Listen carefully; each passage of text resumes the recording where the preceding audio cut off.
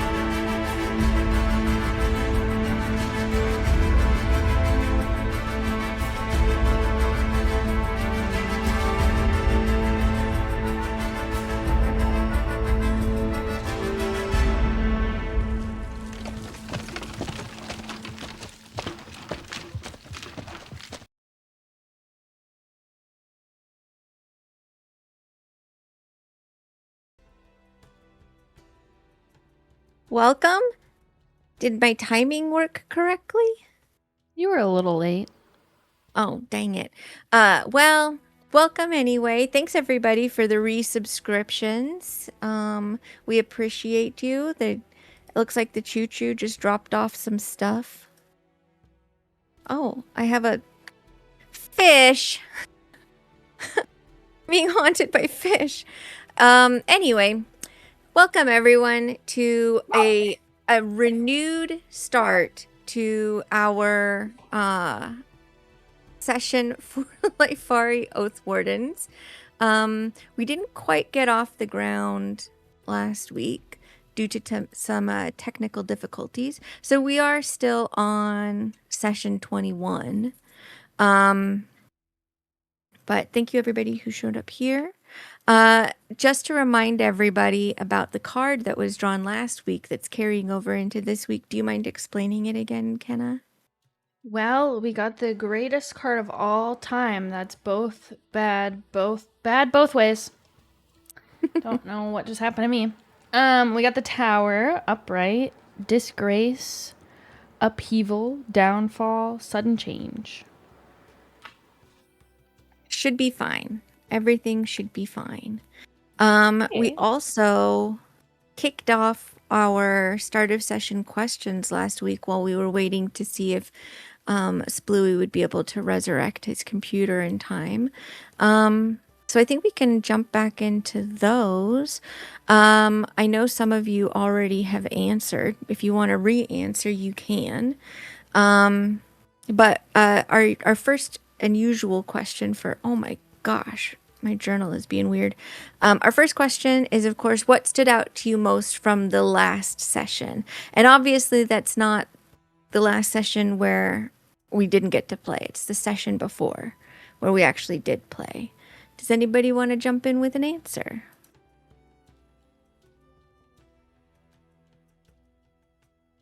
Yes. Okay. Kalina wanted that crown, and we had Did to want that crown. fight her, and Adriel punched her unconscious. It was a pretty gruesome interaction. Thanks to some rolls and some lack of self-preservation on her part. Who do you want to pick on? Seraphina. Do you remember what you said, Seraphina? I'm 92% sure that that's what stood out to me too, was Kalina and wanting to take the crown. Yep. Did you I want mean, to I pick guess somebody? it's not surprising because, everybody wants it, but Most resisted, though. She could not. Who do you want to pick on? skill issue. I'm gonna pick on Adriel. Guys, I Remember don't want to what you said? re-answer the questions because I don't remember what I said. So if we could skip me on all of them, that'd be great. You could pick something new. I don't know. All right, I then who picked do you- Callum. What am I doing? I'm answering a question from last time? What stood out to you most from last session? Because Oh, okay. none of us played last week. See, last session, I loved playing the card game. I thought that shit was fun. I had a blast playing as my old senile tiefling man. I appreciate that you chose to add the senility to his character. That was very good for me. Who do you want to pick on? I pick You have on Dante. Dante. I don't know that he's here. I pick on Dante. I pick on Gwen. Oh, let's see. What stood out to me from last session was actually like the back and forth you guys had while traveling from the ruin back to Wisterden, and the sort of debate, pretty healthy debate about how you were going to handle the crown and what you were going to allow and under what circumstances, knowing that you had a dangerous item in your hands, and how that ended up playing out. So I thought that was really good. Question. Mhm. Are the only two people that didn't answer all the questions me and Shadow? Yes. Okay, then just bounce between us two. Okay. Well, then in this moment, I think the questions are already in the chat. Yeah. How would you guys, how would your characters answer in this moment? Let's see. Yeah. So currently we are watching a tournament. Mhm. Yeah, we're gossiping about the potential threesome. That did happen. Yep. That you remember. I most need there to be a potential threesome between those three freaks at that table. Oh my gosh. Okay. And we're No, gonna no, no, act real- it out on stream. Really? Yeah, out of detail. No fade to blacks here. Answer. Yeah. No curtain swaying in the wind. That's crazy. I hope above all else, us handing that crown over doesn't bite us in the ass sooner than later. Okay. Yeah. I appreciate the implication. It is going to bite you in the ass, but hopefully it's just down the road a bit. Yeah. Okay. Let Callum? us get stronger first. Okay. I hope above all else Dante gets what he came here for. Ooh. Like that. I like that answer too. Do you guys have any? I think I ship. What? Mhm. Okay. Do you guys have any predictions for this session? Death. Oh. Via Oh. cards. Yes. Oh. Okay. I predict Interesting. somebody is going to be caught cheating. And shit is Ooh. gonna hit a fantasy fan. That's The a good one. fantasy. Okay. Shit's gonna hit the fantasies. Fucking awesome. I predict gambling. Okay. That works. That works. So we are Actually, going. I do go agree ahead. with Splooey, though. I don't know necessarily cheating. I think someone is going to get thrown out. Ooh. I don't know if I say who. Did you say who? I couldn't tell if it's who or ooh. No, I said, ooh. Okay. Yeah, I was that's I don't right. want to make a value judgment Don't on anyone talk. just yet. Just make noises while you're chewing. You could eat just like 1 hour earlier. Mm-mm. Mm. Mm-mm. No, stop. Mhm. Stop. Okay. Okay.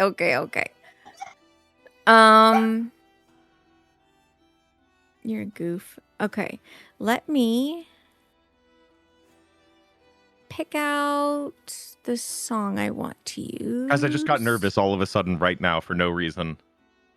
I hope you lose. I'm just kidding. Why would you I didn't say mean it. that? So crazy that you'd say that. This is why I say she hates me, man. Come on. Where's the fucking support? Here's the thing. As your like out of character friend, Mhm. I love your character, love everything that's going on with him, want him to lose because he's already in such a bad spot that I think it would be so much spicier if he continued his downward spiral right now. Jenna wants Dante's life to be like fucking Spider-Man's, just fucking As a- awful every week. As a spectator, like I just like it. I get it. It's juicy. It's fun. It's juicy And juice. what can you say against that? There's Okay. no argument for juiciness. So we are going to we had some discussions offline about how to handle the remainder of the tournament, because obviously we could just play through the whole thing and that could easily also like take a large portion of this session. So what we are going to do is we're going to roll a couple of rounds, and then if Dante makes it to like the last round, we will play that out with the other NPCs that have also made it to the final round. So The first thing I want to have you guys do is make sure that you are on a private GM role. So above your chats, it's the one that looks like a spy. I am spying. Okay. What I want you to do is, this is for Dante. For you, Dante.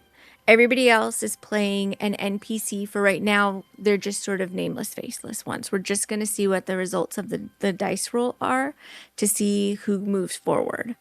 So I'm going to have you guys each roll 4d13.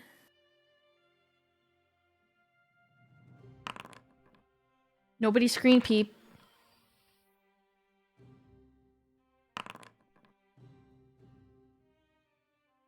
Sorry, it was Okay. 4D what?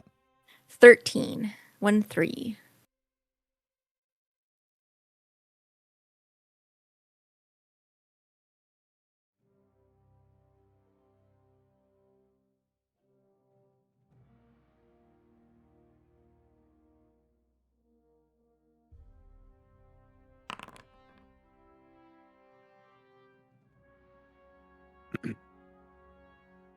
Okay. Looking at what you guys have rolled, for any of these, would you have wanted to use a cheat?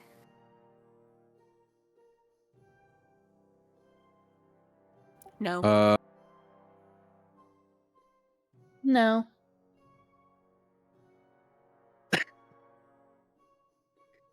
Maybe. Yes. Okay. What round did you use your cheat and what was the cheat? You can either force somebody else to roll again, which is basically the force a play, or you can roll again, which is essentially you drew 2 cards and then you chose the higher of the 2. I So would which round, have Merrick? forced, Mm-hmm. and it would have been the third round. Okay. And who are you forcing? Dante. Okay. Dante, roll 1d13. Okay. Dante, did you say that you wanted to maybe cheat? Yeah. Okay. I swear this music reminds me of Star Trek, the J.J. Abrams movie. It's called Lumino. Maybe it's because it's Yes. reminding you of like screen flares or whatever they're called. Okay. I'm What going round to would you like to cheat? 4, and I'm going to draw again. Okay.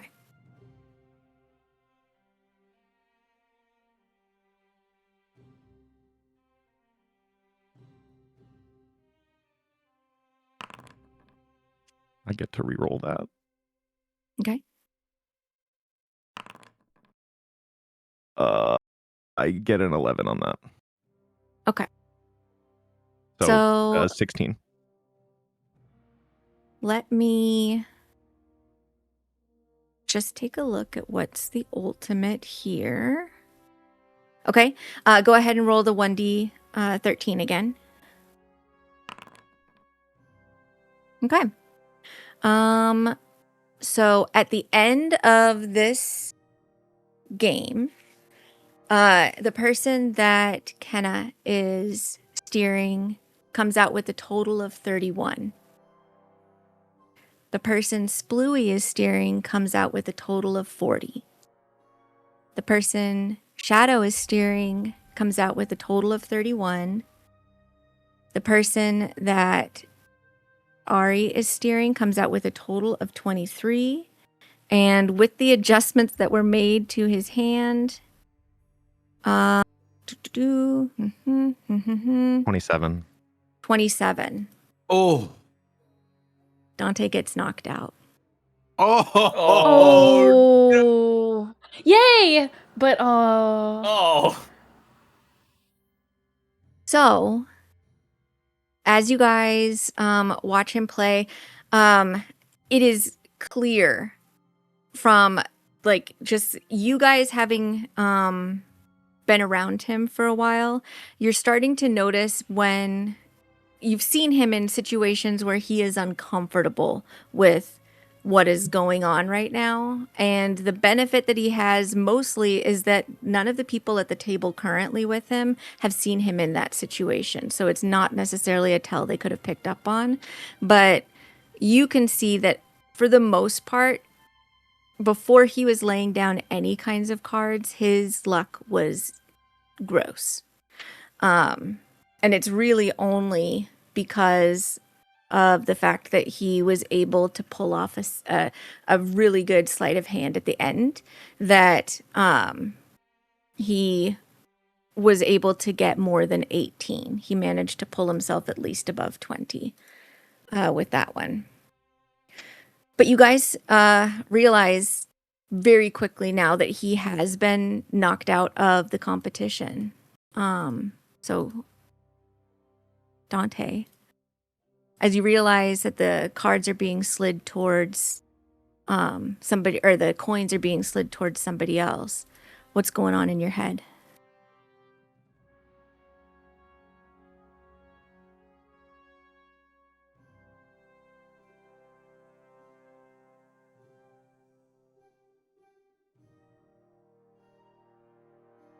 I don't think anything. I think he just like can't think. Yeah. And I think he probably wants to get out of here, at least for a little bit, if not for the day. Yeah. Okay. There are some rounds going on. Ari, can you roll a 1d10 for me?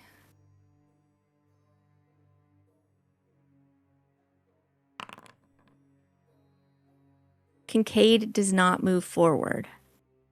Ooh. Can you roll a 1d10 for me as well, Kenna? Yes.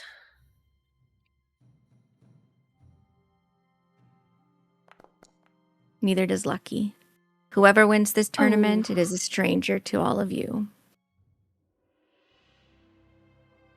Merrick's so happy right now. I know it. He's like sad and happy. Like sad for Dante. I'm happy that Lucky didn't win. Mm-hmm.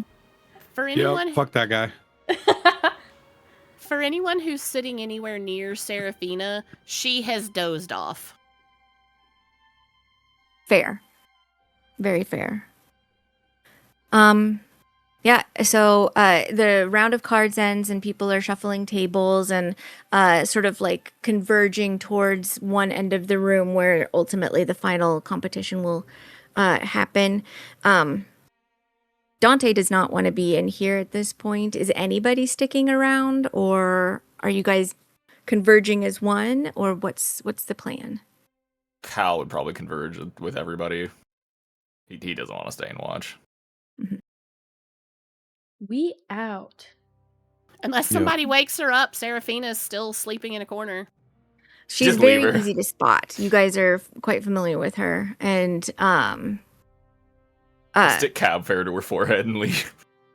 Pip is also audacity. sort of like weaving back and forth between her legs where she's sort of sat sleeping, and when he spots you, he also like comes up and like rubs against your legs just to make sure that you're noticing what's going on, that she's fallen asleep and she's vulnerable because she's in a bunch of strangers and there's weird chips flying all over the place. He jumps up on a table and knocks off a stack of chips in true Yeah. cat fashion. Exactly. Provided that Pip does wake her up and she sees her troop leaving, she will leave with them. Okay. You guys have some options. You can go, it's late. It's, you know, you haven't slept since early this morning and you've fought since then. So some of you may be carrying some injuries or just some low energy from those encounters. Or perhaps you didn't get as good of a sleep as you were hoping for when others were able to. Or you're just kind of done with the day. So you have the opportunity to either go to Wisterden Lower and head back to your rooms, or you can head up to Wisterden Upper and see what else is happening in town. What can Cal clock on Dante's like overall like demeanor?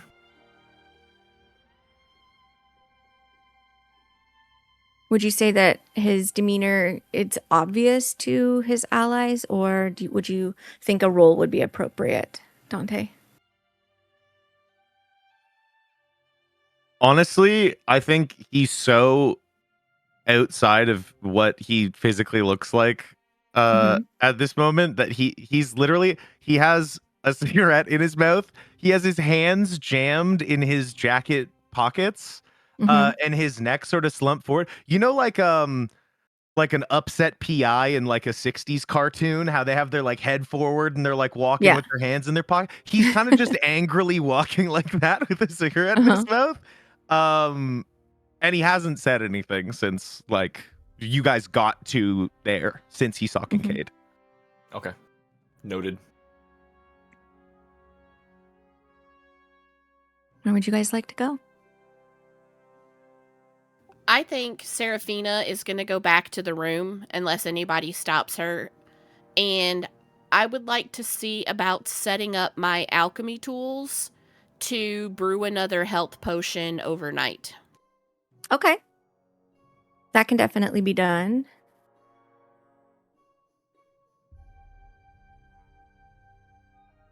Does Lower Wisterden sound like the place to be for everyone else?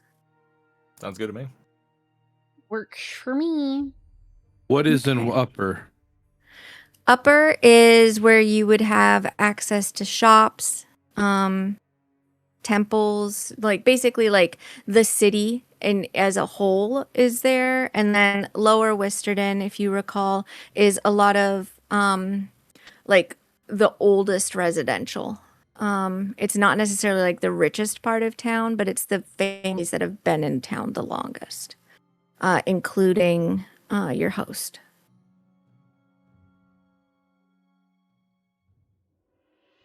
I'm gonna walk around. In Upper? Yeah. I think Dante okay. also wants to do that. Yeah, I'll tell the group I don't have to sleep anytime soon, so I'm gonna walk around a little bit. Do you want company or Whoever wants to come, I want to see the fancy part just to say that I saw. fuck it? I kind of want to. If he's going, I'll go. I'll go. Okay. I also rested, so. Seraphina, you gonna be good to sleep by yourself in the room? I mean, you'll have your cat.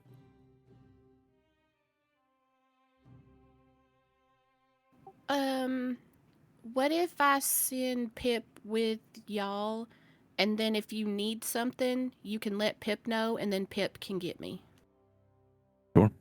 Yeah.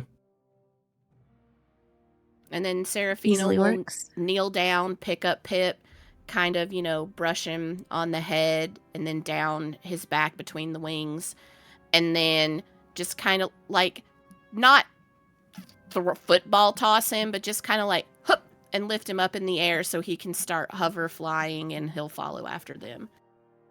Oh, Okay. if I give somebody some money, could you grab me a ration to fill up my stuff since we used the stuff while we were out? I don't want to, run out of stuff while we're traveling just in case. Yeah, we can do that. Mm-hmm. And then, not having any concept of how much it's going to cost, she'll pull out a gold and offer it towards Merrick since he said yes. He'll take it. Pocket it. And in civilization, food is available to you And 1 gold is a pretty good thing. That's basically able to get you like a full good meal. So yeah, I would say when you guys are up in Upper Wisterden, with that gold, you're easily able to get like a nice preserved ration to replenish. And if anybody else wants to do the same, they can. 1 ration for a gold? Mm-hmm. Oh. It's steep. Yeah. Fucking desert. But it kind of covers like all the food. It represents all of the food that you eat during a 24-hour period. So the single ration is like breakfast, lunch, and dinner, as well as any snackies. Power bar. Mm-hmm. All right. 1,200 almonds.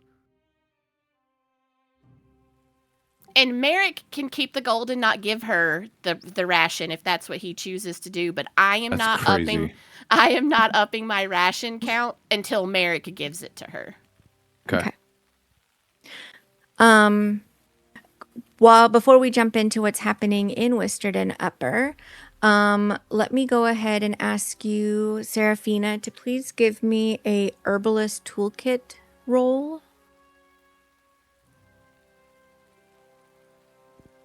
Okay, give me a second to see if there's anything I can do to like make this not a crappy roll just in case. Sure.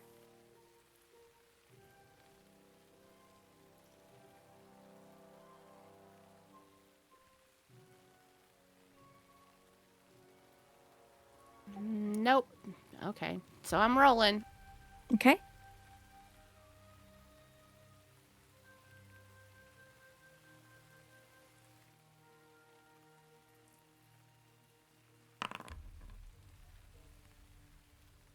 Perfect. Your DC is 15. You were able to successfully set up your kit and start extracting the medicinal qualities from the mushrooms that you've collected. And though you'll have to sort of like tend to it occasionally over the next 8 hours, at the end of it, you will have an additional potion of healing crafted by yourself. Can everyone Yay. set their roles to public again? Good call. Also share that really well done herbalism kit Oh, check. you did it. Okay. I undid what you did. My bad. Whoops. Okay. I'm going to change the music just a little. So as you settle in to tend to this potion and to finally get some rest, and I'll have you roll a little bit later for anything that you may need to recover, Seraphina. The rest of you make your way up to Wisterden Upper, and you once again find yourself sort of surrounded by these buildings that have stood the test of time, and if they haven't, then they've been enhanced, built on top of, and you kind of get very similar to those of you who traveled closer to the Southern Krieg on your way towards Baraku, and you saw some of the like sediment layers in the mountains there. That's kind of the vibe that you're getting also from Wisterden, is there's just sort of like the ages are layers of sediment on top of each other, and it's not like these very clean lines. You can see very, very old buildings here, but you can see things that are newer and slightly different architecture sort of layered on top in order to create a city that has really just sort of withstood the place that it has been and has thrived. It's been decorated with banners and colorful lights created by magic in order to call out that there is this tournament of chance that's playing. You can see in like patios of different businesses that like other games of gambling are also taking place, and cards, dice are being thrown. There's a couple of places where dartboards have been set up for some impromptu little tournaments there. This is very much like, whoever has a gaming set has brought it out to play. While the actual like official tournament is happening in Wistard Lower. But it's hustling and bustling up here. There's a lot of people out and about. There's a lot of markets still open, especially because people may be winning some money and may want to sell it.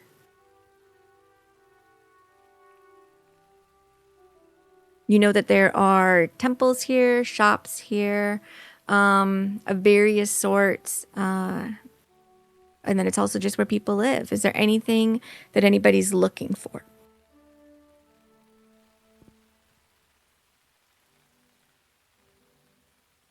Not in particular. I think Cal is just really like kind of like similar to Merrick and like saying that I saw the fancy side of town.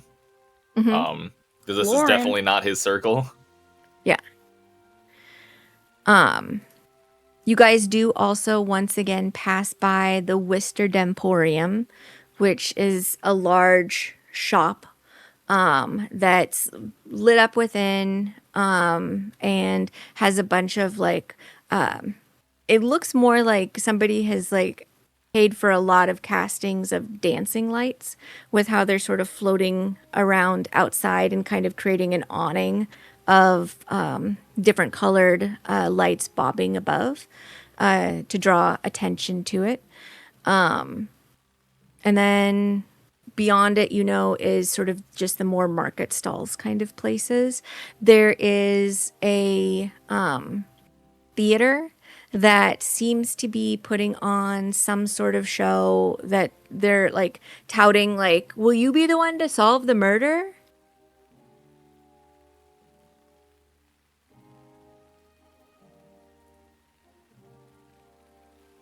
Murder mystery. Murder, Judas, no. And it is Murder. raining, correct? Yes. So this whole time, Pip keeps trying to like shield himself from the rain by staying between people in the group. Like he's not trying to crawl up in any unknown person's shirt or jacket or whatever they're wearing, but he's definitely trying to help shield himself from the rain with the people that he's traveling with.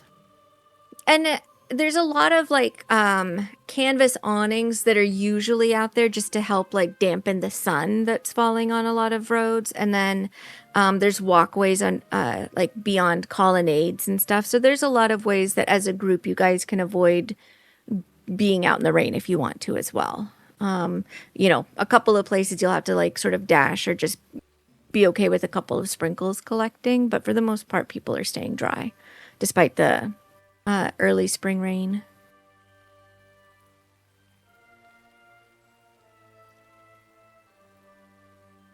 Are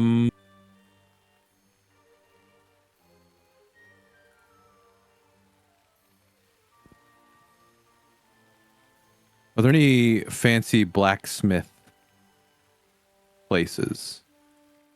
Or would that be in the common part? Go ahead and give me a perception check.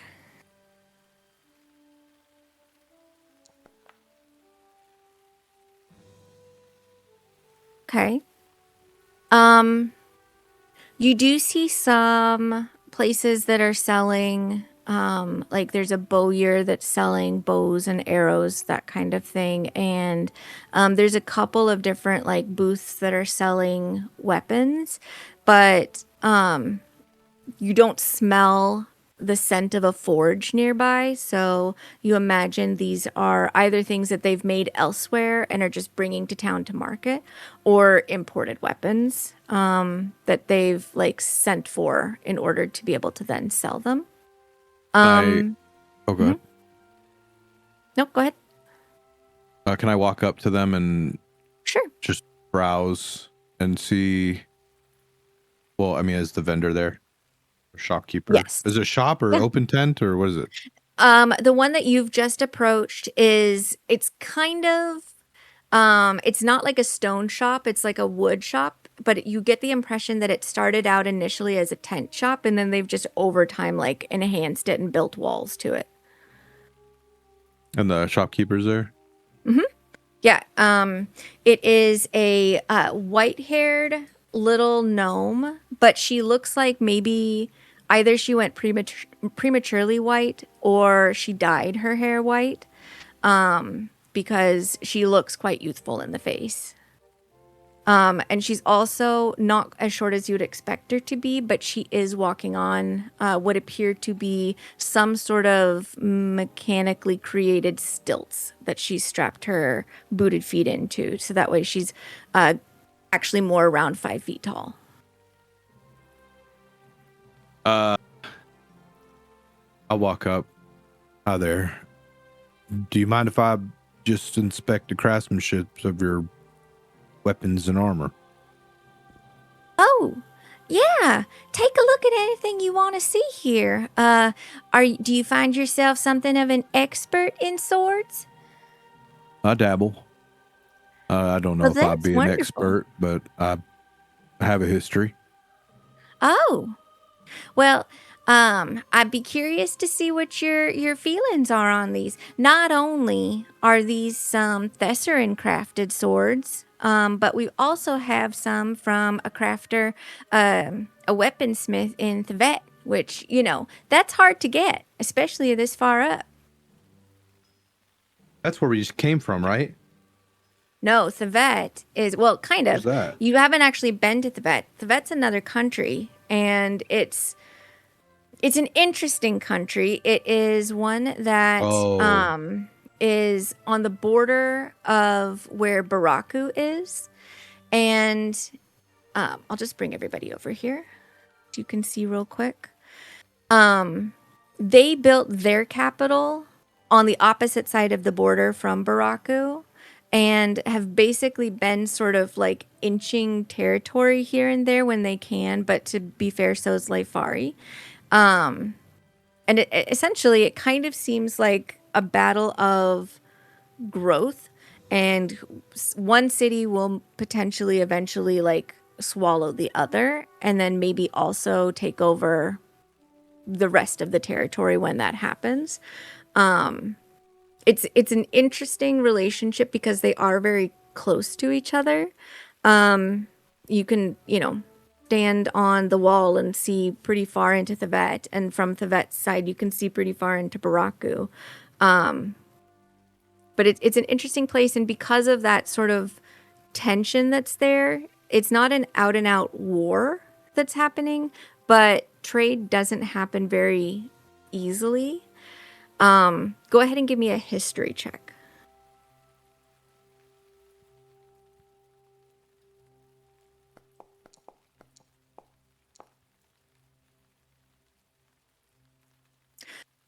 From what you have recalled back when, you know, stories from Fell having a wall and there not being much trade, usually in that case, what ends up happening is the trade is not happening directly between the two nations that are sort of having this tension, but rather trade is happening with a different nation, and then so it's kind of going roundabout. So it's very likely that the Thevetish swords that are here were originally sold to Ariath or perhaps even Sean up in the north, and then ultimately traded so that way they could be available at this shop.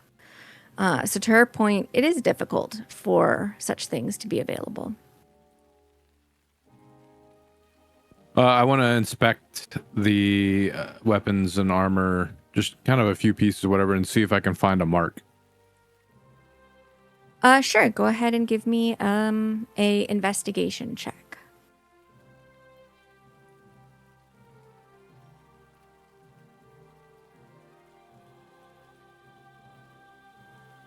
Ooh.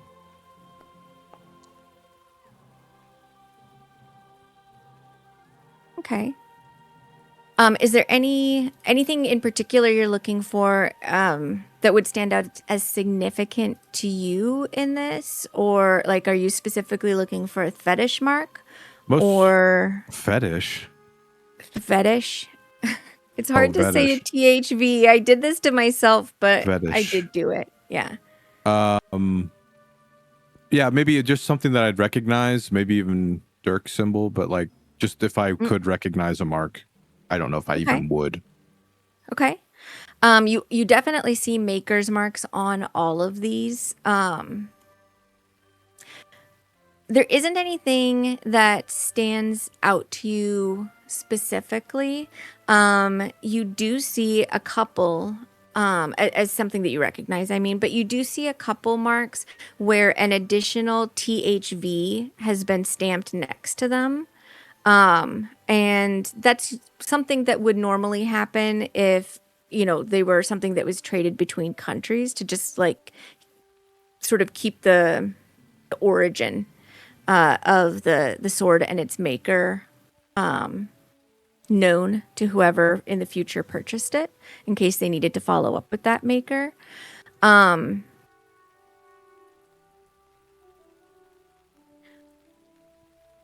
me actually... When you were talking about the border battles, did they ever become like actual fighting for territory, or is it just more of like moving in and then others kind of move in and they go, oh, let's recede a little bit so there's not any weird battles, or the actual legit fight battle? There may be like small skirmishes that have happened, but nothing that was like officially between nations. It would have been just, you know, citizens from either side before the boundary was fully set trying to like, you know, move their fence line, you know, back and forth before it was officially declared kind of thing. And occasionally there might be some adjustments that get made and tried to get passed off as this is how it's always been. So it's very much like probably like a good sense of like the tension that's there is like when two neighbors have both gotten surveys of their backyards and they conflict with each other, but they're both saying mine is an official survey, and neither of them has bothered to really call in the city because they don't want the city to tell either one of them that they're wrong. And so they just keep like encroaching on each other's land back and forth. And that's kind of the tension that's there. Then, sorry to have you repeat, did you mention that the items that are imported, that's not allowed or is allowed? It just doesn't happen very often directly between Thvet and Lyfari because there is this sort of weird thing. And the other part of it is that Thvet's very, very small. And so, like, as the nations were sort of growing, most people would have thought that Ariath would have made a push for the coast, and then Ariath would have just been one of three neighbors to Lyfari. But Thvet, at some point in the past, basically was just like, we're tired of being small. And so they just started basically marching up the coastline and cut off Ariath. Ariath didn't seem too bent out of shape about it. Because they ended up opening up some trade there. But now they're basically trying to sort of march into or stress enough of the borders that they gain some territory from Lyfari. Okay. I will say with the investigation roll that you made, you do spot a couple that look like there was a maker's mark that was stamped over by somebody else.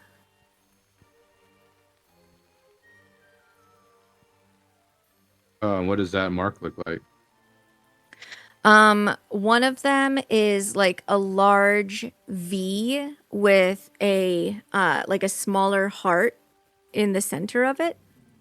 And you can't make out what mark was below it, but it's just so nonsensical to the simplicity of that particular mark. It looks like basically somebody is claiming someone else's work as their own. And then the other situation where you see that is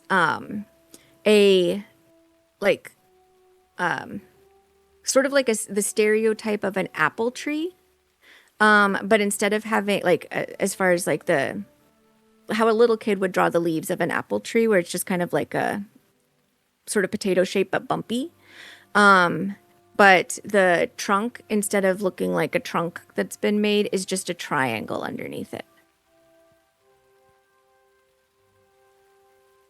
And that looks like, for some reason, it got sort of hammered a little bit smooth, and then that stamp was applied.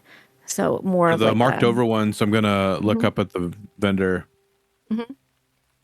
This these markings right here, these two. What's the one with the V and the heart? Who made this?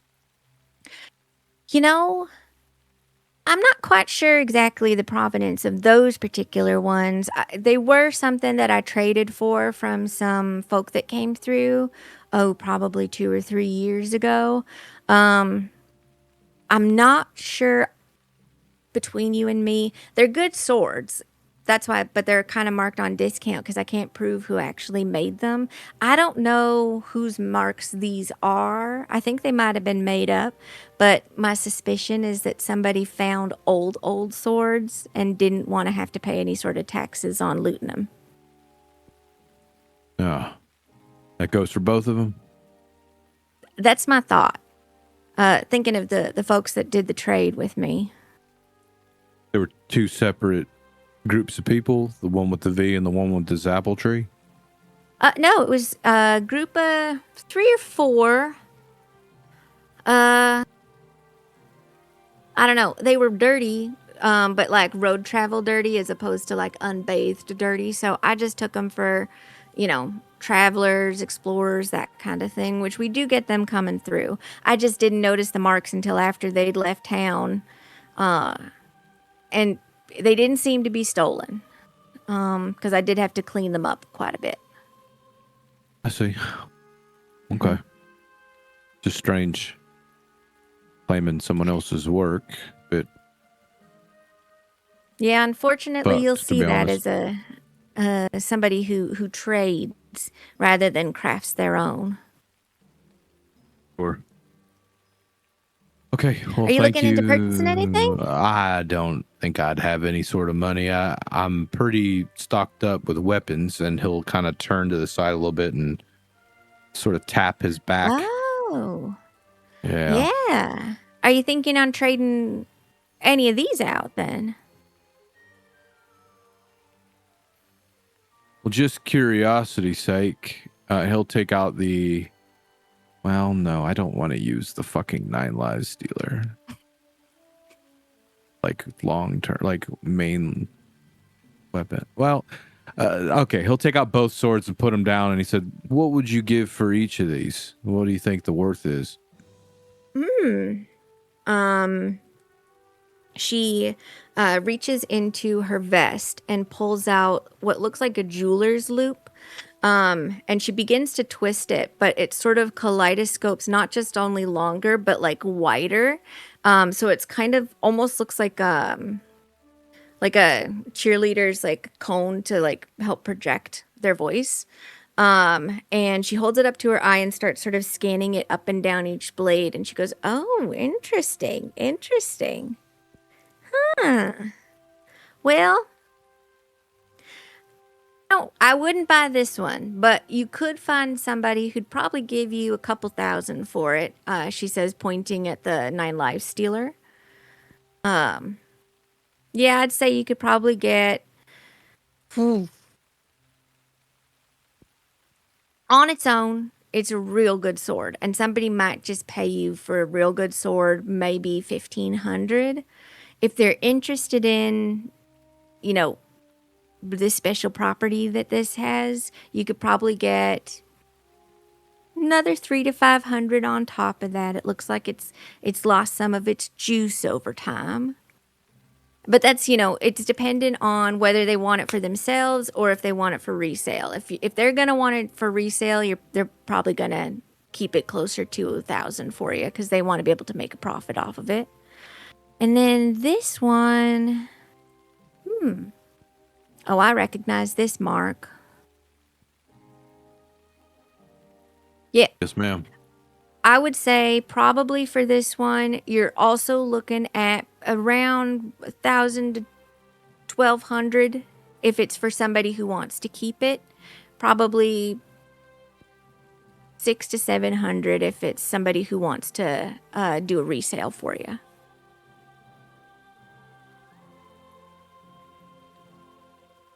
Okay. Help take the swords back and put them on his back. Like I said, I'll probably hang on to them. It's a deadly pair you got there, mister. Sure. Depending on the occasion. And a wink at her. If you are looking to see what kind of prices you might get from somebody who sells magical swords in general, you'd probably want to talk to Graham Buckleton. Okay.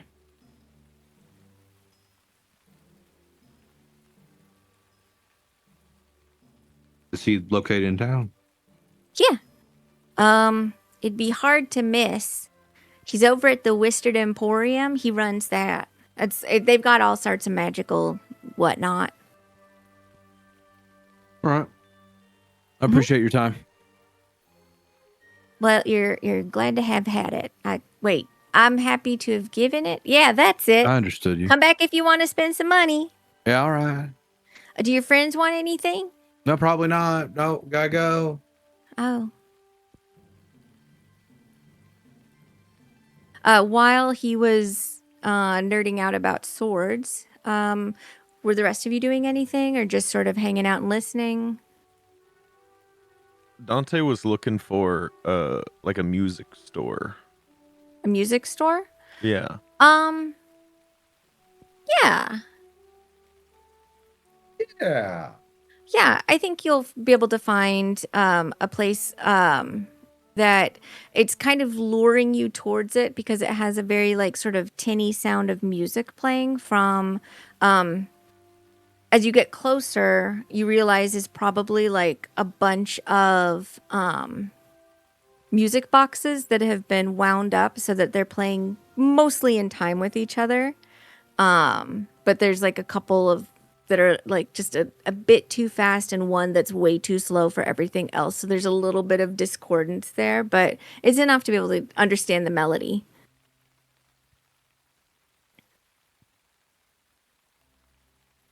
Pop in and I'll go to the counter. Hey there. Is someone there? I hope. You hear somebody sort of like bustling around behind the curtain that the counter sits in front of. And like occasionally you'll hear like a thunk of a piano key or like a squeal of like some strings being run across or brushed against. Hey, is someone back there? Huh? Oh, just 1 second.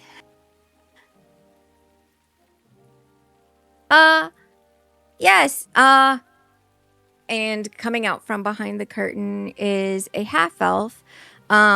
She's got sort of like rusty brown hair that's like very curly but just to her shoulders and like a ton of freckles on her face.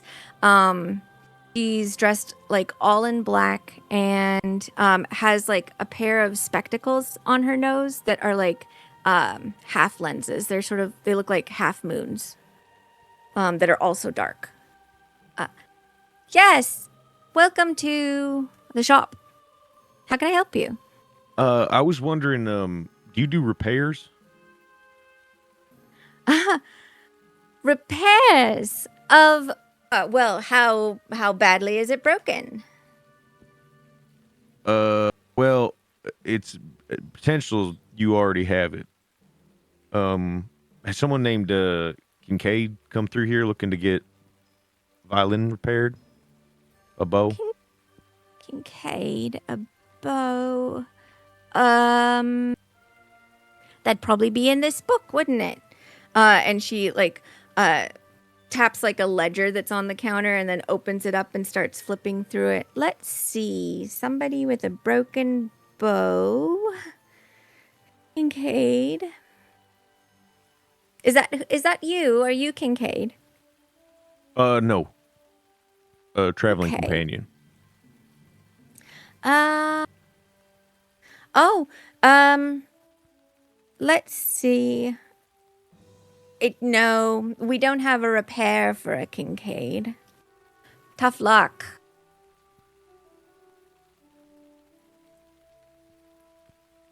Inside check. I would like to inside check. Okay. Go ahead and roll insight. It's just something the way you said it. She's not unfamiliar with the name Kincaid. Merrick. She just, there isn't a repair for Kincaid, and that's what he asked about. She's there's something weird about her. You just can't put your thumb on it, Dante. I will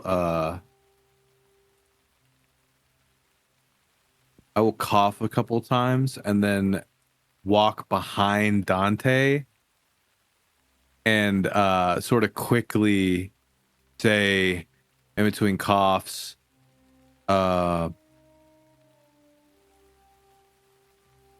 she's heard of her. Ask something else.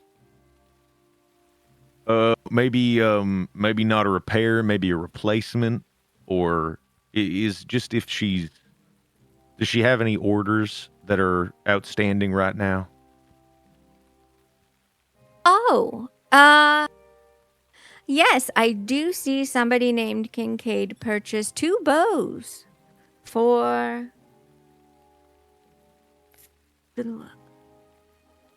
FDL.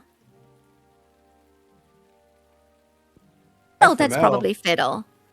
It's 2 fiddle bows.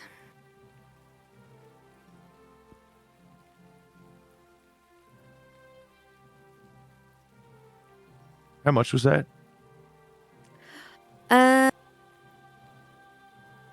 For what? Evidently 8 gold. All right. I appreciate that. That seems outlandish. That does seem Is there quite a anything lot. else I can do to help you with? I don't think so at this moment, but if I have any musically direction needs, I'll be sure to pop back in. Wonderful. Well, stay dry. Your best. Okay. She closes the ledger and then she just watches you as she backs up towards the curtain and then slips through it and snaps it shut again. And then you start hearing thunk and squeals from the back again.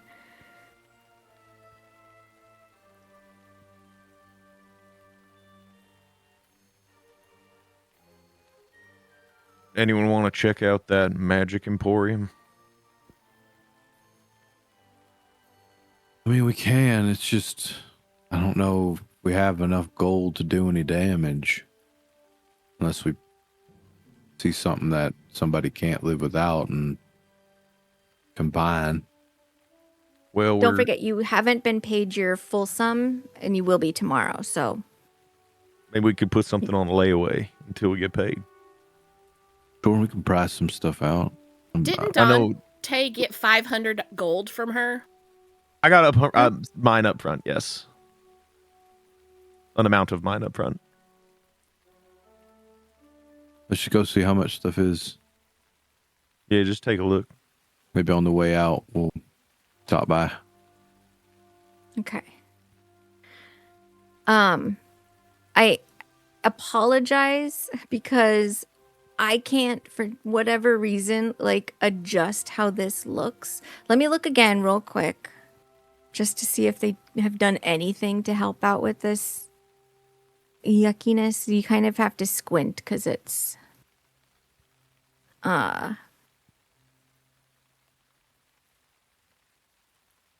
pretty pale. Maybe if I do this. I don't know if this is going to strongly impact other people. Nope, that doesn't seem to have done anything. Well, you guys make your way towards this like beacon of light, which is the Wistard Emporium. Proprietor Graham Buckleton. And when you make your way inside, it's an enormous space that is just sort of like cluttered with display tables that are covered over in glass or sometimes a shimmering material. Wall displays, some aisles with bottles and pouches of various sorts, like just all over the place. And I'll go ahead and share this with you.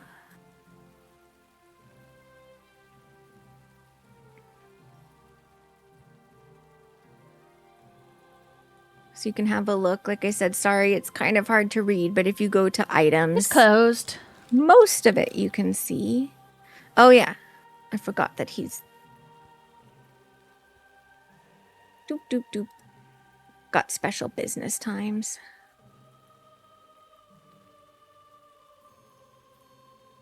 Oh, wow.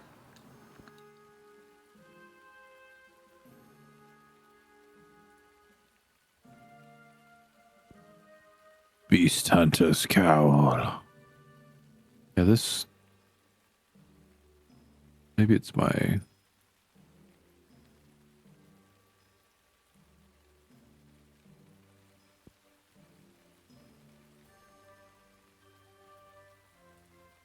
If for some reason you can't like deduce what it's all about, go ahead and you can ask any of the shop clerks or the burly looking dwarf who's like strutting around looking like he's really happy about the sales he's hoping to make.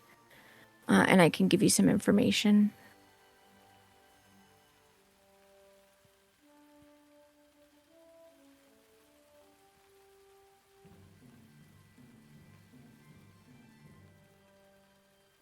My God. This is fucking...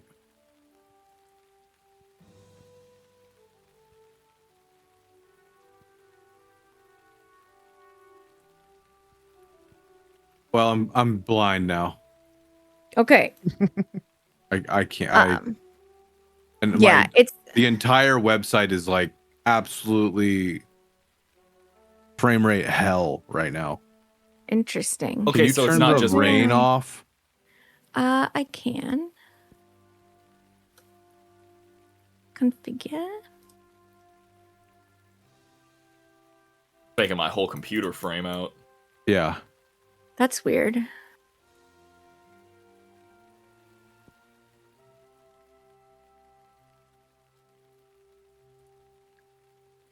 Should be fading away. Yeah, the rain itself is gone. Sorry, the sound sticks sometimes. There's something to do with this journal that's making all my shit slow down to a crawl. Well, let's do this then. If you want to, you can just close it out and I'll tell you the things that are available. There are some clothing items and utilities that are available. The first one being the Beast Hunter's Cowl, which gives you the access to use the Predatory Focus spell once per day, and once per night as a 3rd level spell. And you get to add your proficiency modifier to the spell's level to determine an eligible target of the spell's secondary feature.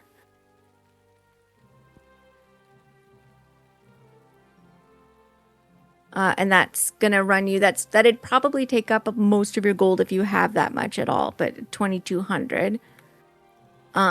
There's also Boots of False Tracks, which basically you can, while you're wearing them, you can have them leave tracks that look like any kind of humanoid other than that's different from you, but of your size. So you can make it look like any other medium humanoid creature's tracks instead of your boot prints.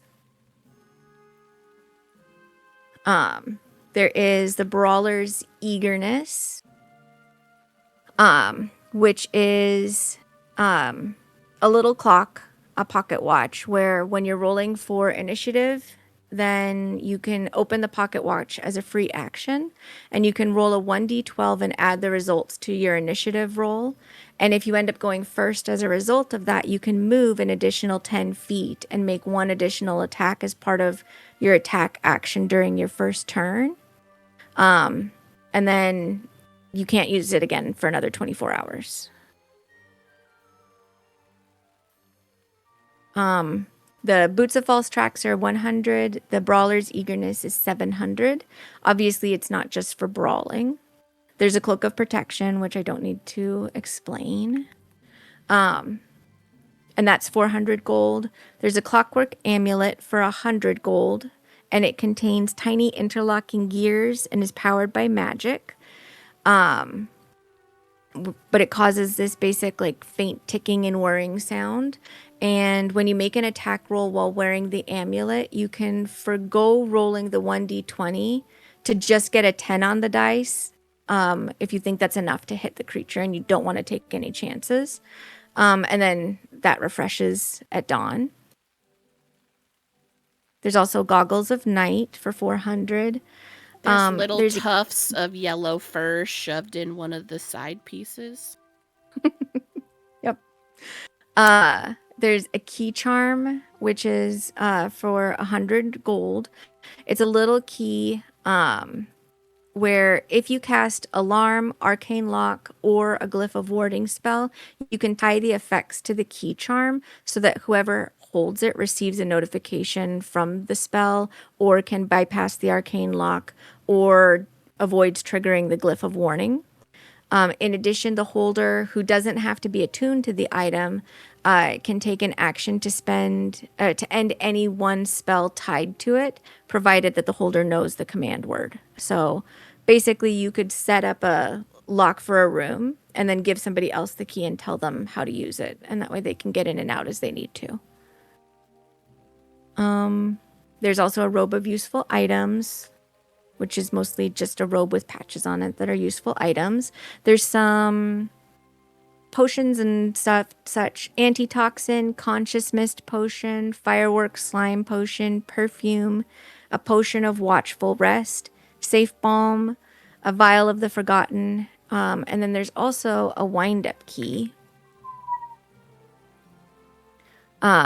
which is probably the most expensive item here. You can basically magically attach it to a huge or smaller object within 5 feet of you and turn it. And if you do so, the object becomes animated as if affected by and adhering to the spells of the Animate Object spell. And as a bonus action on your turn, you can turn the key again and choose one of the following effects. You can either give the object haste for 3 rounds, and then it becomes inanimate at the end of that.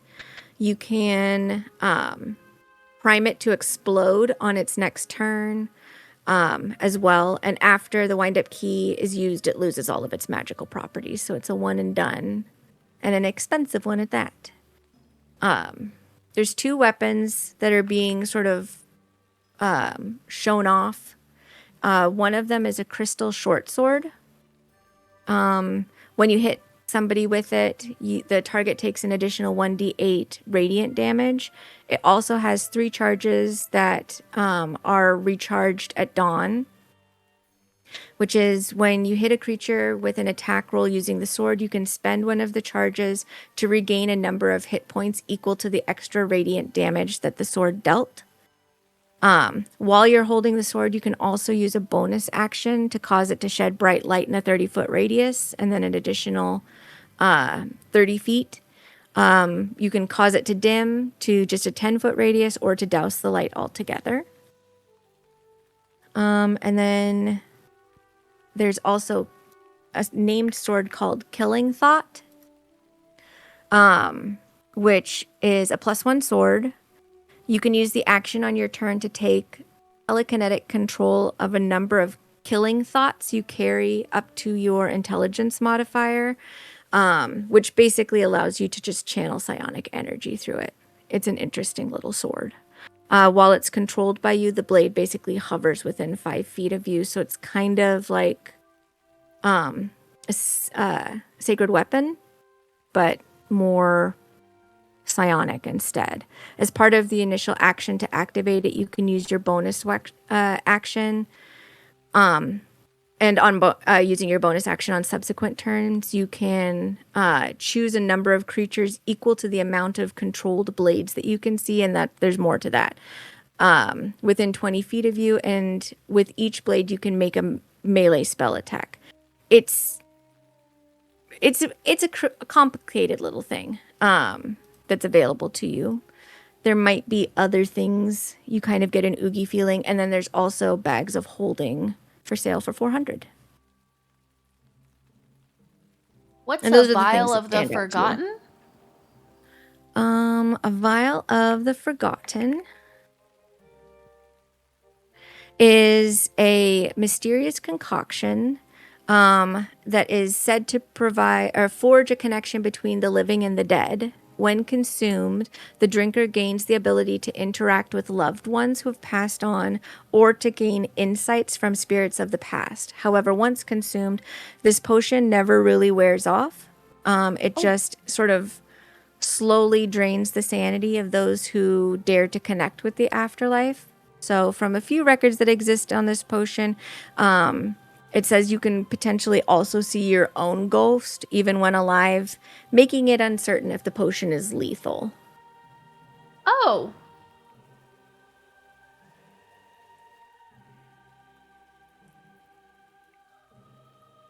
Wow. So sort of you can have a little sippy sip, and then you get like, this benefit to it, but then you kind of have to pay attention to whether or not you're making use of that benefit in the future or not, because maybe there's rules that go along with that.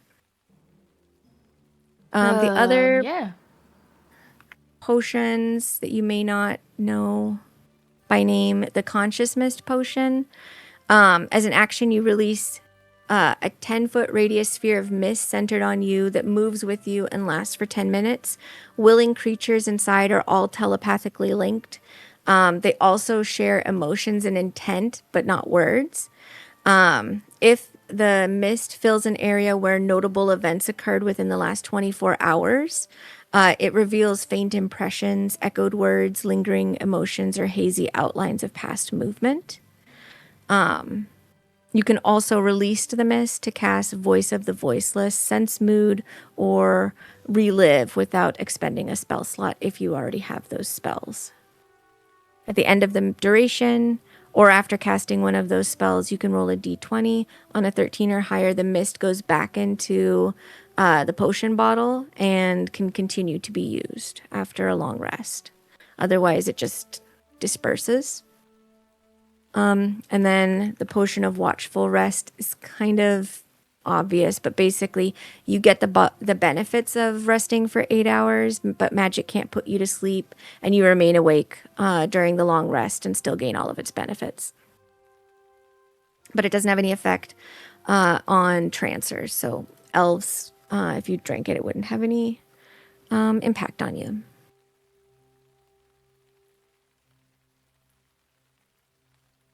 And that's what's there.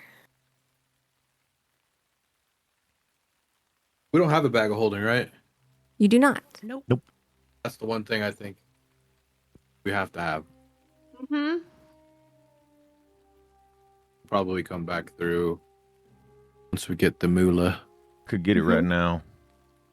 And it looks like they have 2 in stock, if it matters.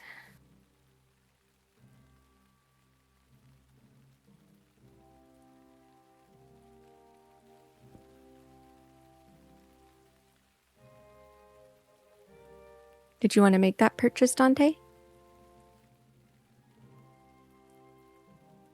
I mean, I could always buy it now so that we know for certain we get one. And then when y'all get paid up, everyone could throw me 80 gold.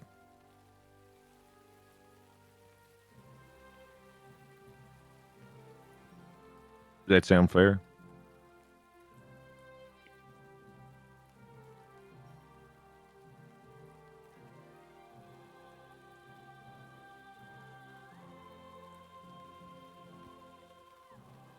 Sure.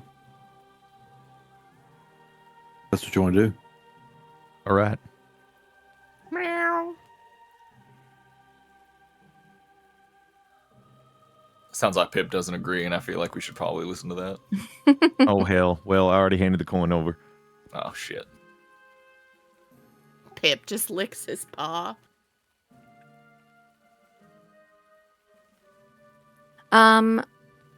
Go ahead and anybody can make a perception check. Okay. We get stabbed by a kobold. Wow. I don't see anything. Name's Knowles. We were looking for something? Why did my Ooh, that fucking is fat finger performance. closing the window? I click performance. Yeah. You did. Well, add 6. Okay. Is Pip perceiving? Oh, yep. Okay. After the purchase is made, as you guys are making your way back through the shop, Hallam, Pip, and Merrick, you notice, like, as you're passing down one aisle, in the next aisle over, which holds a lot of potions, there are, like, 3 or 4 kids that are, like, giggling to themselves and, like, daring each other to, like, they're like, just grab it.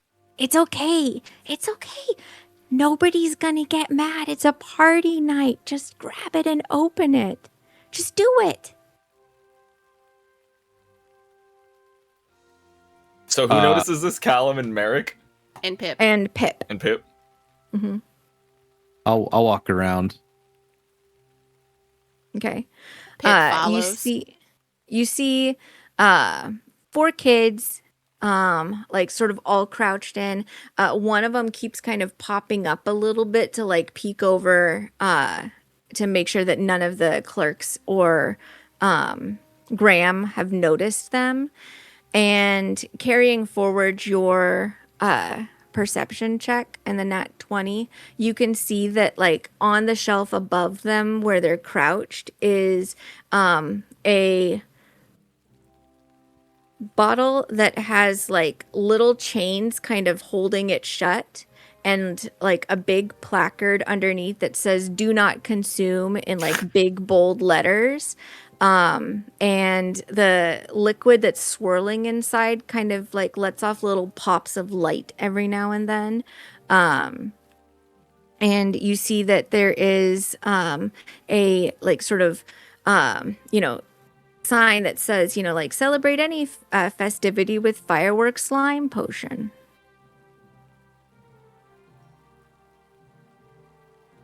And there are 4 of them? Mm-hmm. How far away are we? Probably less than 10 feet. When they haven't clocked that we noticed? At this point, not yet. You kind of like stepped around and taken in the scene. I'm going to try and sneak up behind them. I'm Okay. in tow with fucking Merrick. Give me a stealth check. I'm up in this.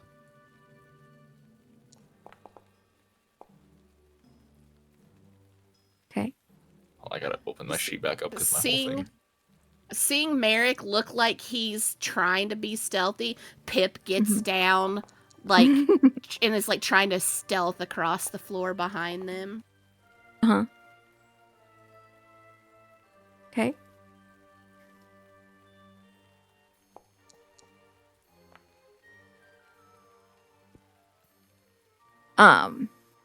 Okay.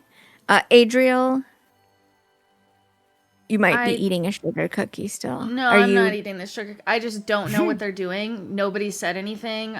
I'm just staring at them. I'm like standing where I was, very obviously looking at all of these people who are stealthing away from me. Sneaking up on children. From your And perspective, I'm just like, you guys were What? walking down What an the aisle. fuck? You were walking down an aisle, and then like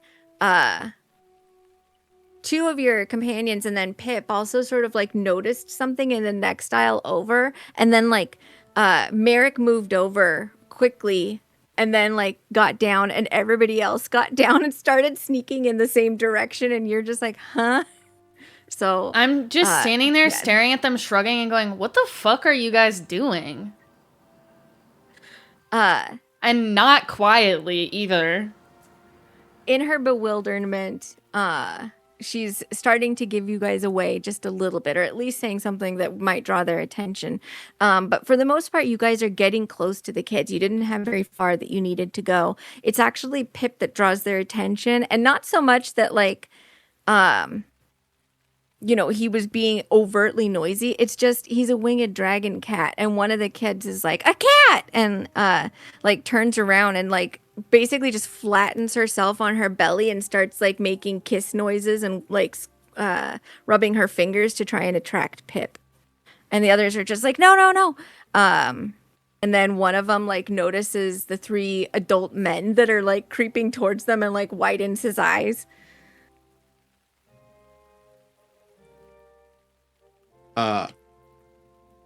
What are you doing? How old are you?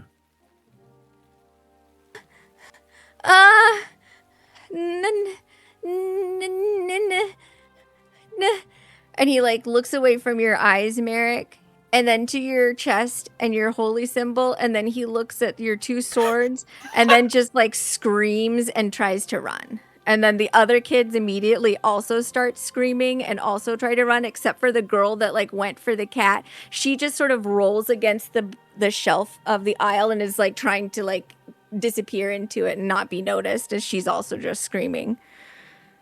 Pip is still approaching her. Mm-hmm. The kids are attempting to make chaos and vanish. I don't know if I would necessarily stop them. You said one of them's still staying behind because she's flattened herself. She made herself prone before all of this happened because she saw a cat. So she's afraid to try and run.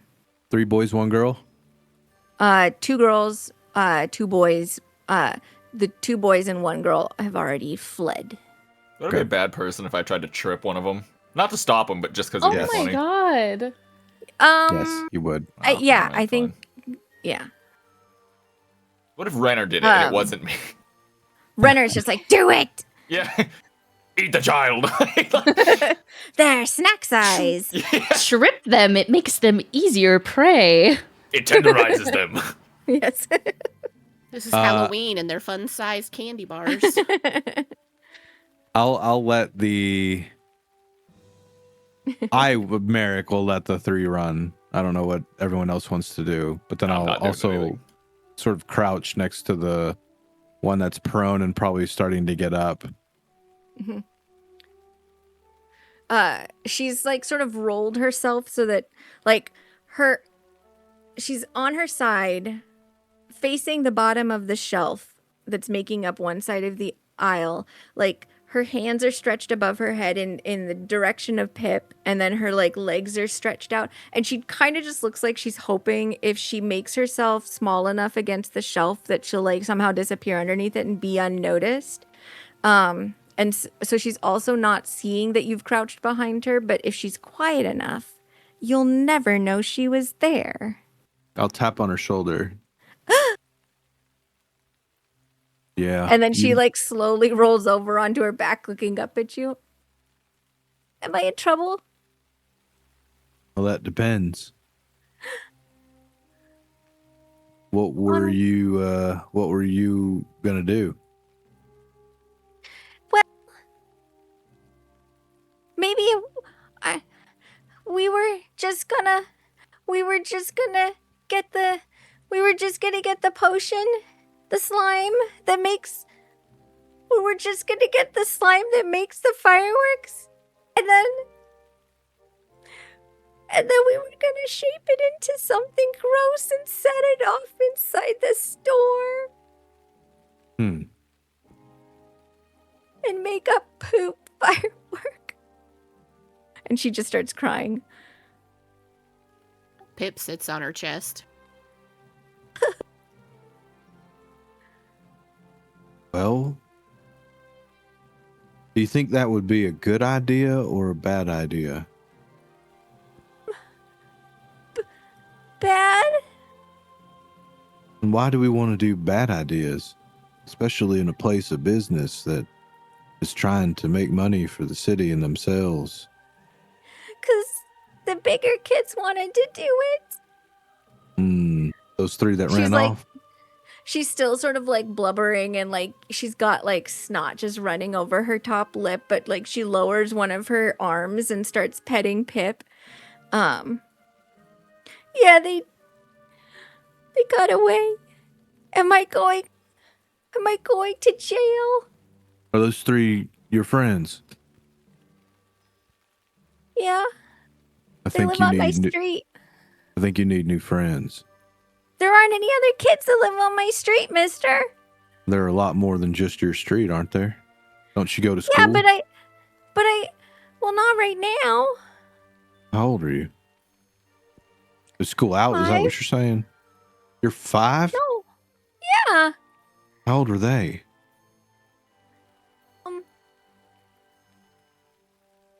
I don't know those numbers all the way. And she just like holds up fingers. How long have they been in school? Longer than you? A long time. Yeah. And there aren't Are you any gonna send me to 5-year-olds? jail? We'll get to that. What's your name? Marissa. Melissa? Marissa. Marissa? Yeah. Okay. I need you to do me a favor. Yeah. I need you to sit up straight. I need you to hold on to the cat. Hold on to the cat. And Cat she sat like on hugs her you. arms around Pip, and then like it takes her a little bit, but she eventually like wiggles up to a sitting position. The cat is our friend, Yeah. and I think he likes you. I So like just- cats a lot. Well, I noticed that. Just his name's Pip, so just pet Pip, and let's just have a conversation. Okay.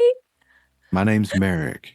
This is my friend Callum and Dante, and that's Adriel over there at the counter, who's watched us do this entire thing and has probably no idea I'm why not we at the even did this. counter, man. I'm in the frickin' aisle. Oh, Is she gonna arrest me? well, now do you think you should be arrested? I don't know. I don't want to be arrested. I don't want to go to jail. That's good. Nobody wants to be arrested. Nobody should be in jail. Nobody? Well, that depends. Really bad people should. People who've done wrong and knew that it was wrong. And you admitted that this would have been wrong. All right? Did you do it? Yes. No, not yet. You still gonna do it? No, I'm not tall enough to reach that shelf. Good. Now, what if you were tall enough to reach that shelf? Would you still do it? And card.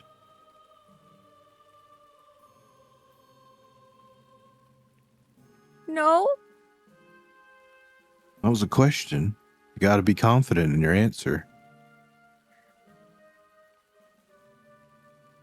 Well, What was the first question I asked you? This is a good thing or a bad thing? And what'd you say? probably be a bad thing. Well, you didn't say But- probably. You were confident in saying it was a bad thing. Mr. Merrick, it would be so funny to see a poop-shaped firework. It would be. I will admit, that is hilarious. But there's a time and a place for poop-shaped fireworks. And I don't think that's inside a store that's trying to conduct business, especially when you're taking something that ain't yours. Yeah, that's true. It would be stealing. It would be stealing. And stealing is good or bad? Bad. That's right. Have we learned a lesson today? Yeah. Good. You got a mom and a dad? Yeah. Are they You gonna think- get arrested? No. Are you You gonna think they- tattle on me? Do I need to? I'd rather that you did it, Mr. Merrick. You know, you think they'd be worried about where you're at right now? You're 5. Well, I'd be worried if you were mine. I didn't run away. No, you didn't, but you're not in eyesight and arm's length. Well, that's because I was with the big kids. I don't think you should be with the big kids yet. I think you need to stick to people that are around your age. Big kids have big ideas, and sometimes those big ideas get them into big trouble. Oh. It's just I'm the littlest one on my street, and I can't go beyond my street without the big kids. Why don't you talk to your mom and dad? On the way back to your house, you decide if it's going to be a good idea, bad idea, to tell them what happened today. Make sure that you tell them if you do decide that you didn't do the bad thing. You just had a bad idea. You were stopped before you were able to do the bad idea. Then see what happens. If they're good parents, I hope they are. Are they good parents? Yeah? They love you very much, Yeah? and you love them. Yeah. Do you feel like you can tell them anything and they'll still love you?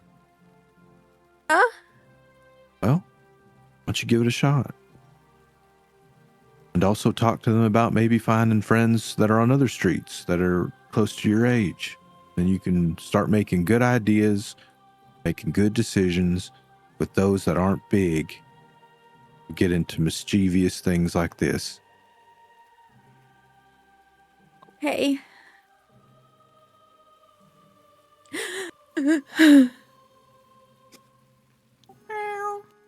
I'll stand up and then I'll offer my hand. She'll take hold of your fingers to pull herself up. And like she just has like Pip in an under the arm grip with one arm and like stretched out. He's probably the same height as she is. How come your cat can fly? That's just the way he is. How come he's got spikes? That's just the way he is. Was his It's the mom way- like that? No, but I think that's the way his mom made him. Where did you get him? Our friend. She made him. She made him? Yeah. Is that why you can see his bones? I suppose so. Mm. Was he dead first? Well, that I don't know. But you feel better holding him, don't you? Yeah. What's He his doesn't- name? I told you, Pip. Oh, yeah. All right. Well, Marissa, I think it's time for you to get home. Why don't you take a break away from Okay. the big kids for now? Okay. Learned your lesson? Yeah. She like leans down to set Pip so that he's on all fours again. And like as she straightens up, you can see like without making any kind of rolls or anything, like she just looks once again sort of regretfully at the potion bottle because a poop firework would have been hilarious. And then her bottom lip comes out and then she looks up at the adults around her and goes, "Okay, I'm gonna go home now. Right. Thanks for not arresting me." And then she's just gonna run.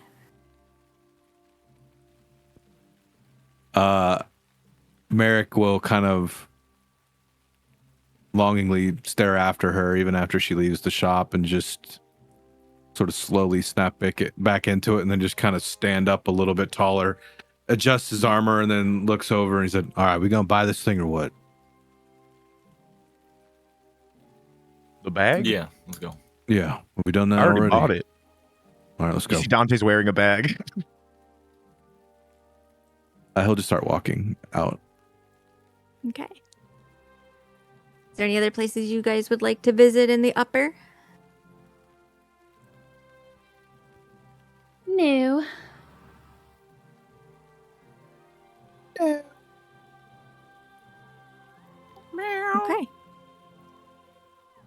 Then I think you guys look around, see what there is to see. There's like people juggling and doing tricks in the streets, gymnastics, that kind of stuff. But eventually you get the gist of what's being celebrated and make your way back to Wisterden Lower. To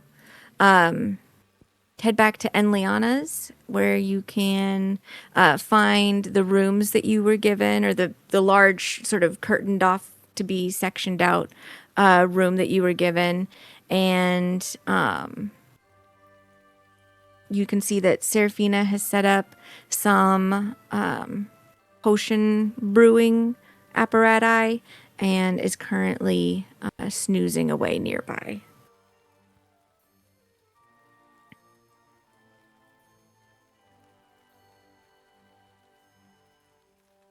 She's laying on her side, and then when Pip gets there, he kind of bounds over and climbs up and sits on her hip. And then just sits there and does his Piply... Pip's on her hip. Yeah, Pip on her Elf hip. on a shelf. Pip on a hip. And he's just, watching over her while she sleeps, as he does. Mm-hmm. Okay. Anything you guys want to do before you tuck yourselves into bed?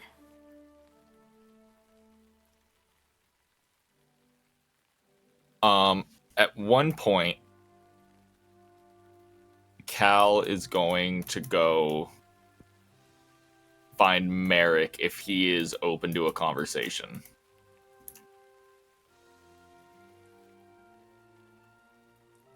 Did you mean Dante or No, Merrick. Okay. Sure. What's he doing? When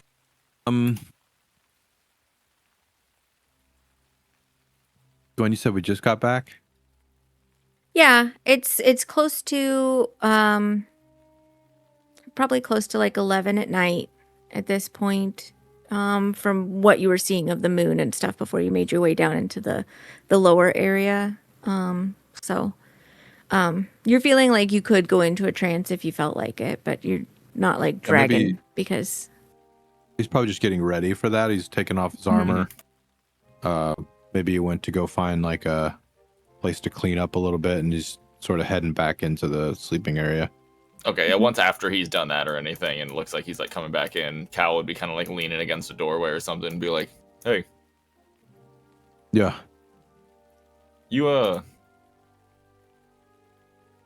handled that little one well. You got experience working with kids? He'll stare at you for a second and look away. Yeah. You could say that. He'd kind of like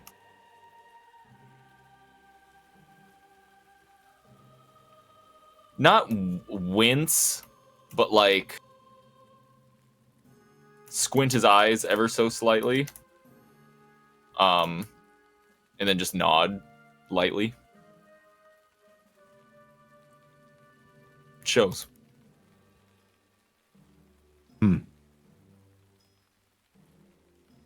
Yeah, well, dealing with those that small is a long time ago. Is this something to do with your clergy? I don't know how your religion, church, works. No. Nothing to do with that. He nods. Not necessarily, but it's just something I've done once. Yeah.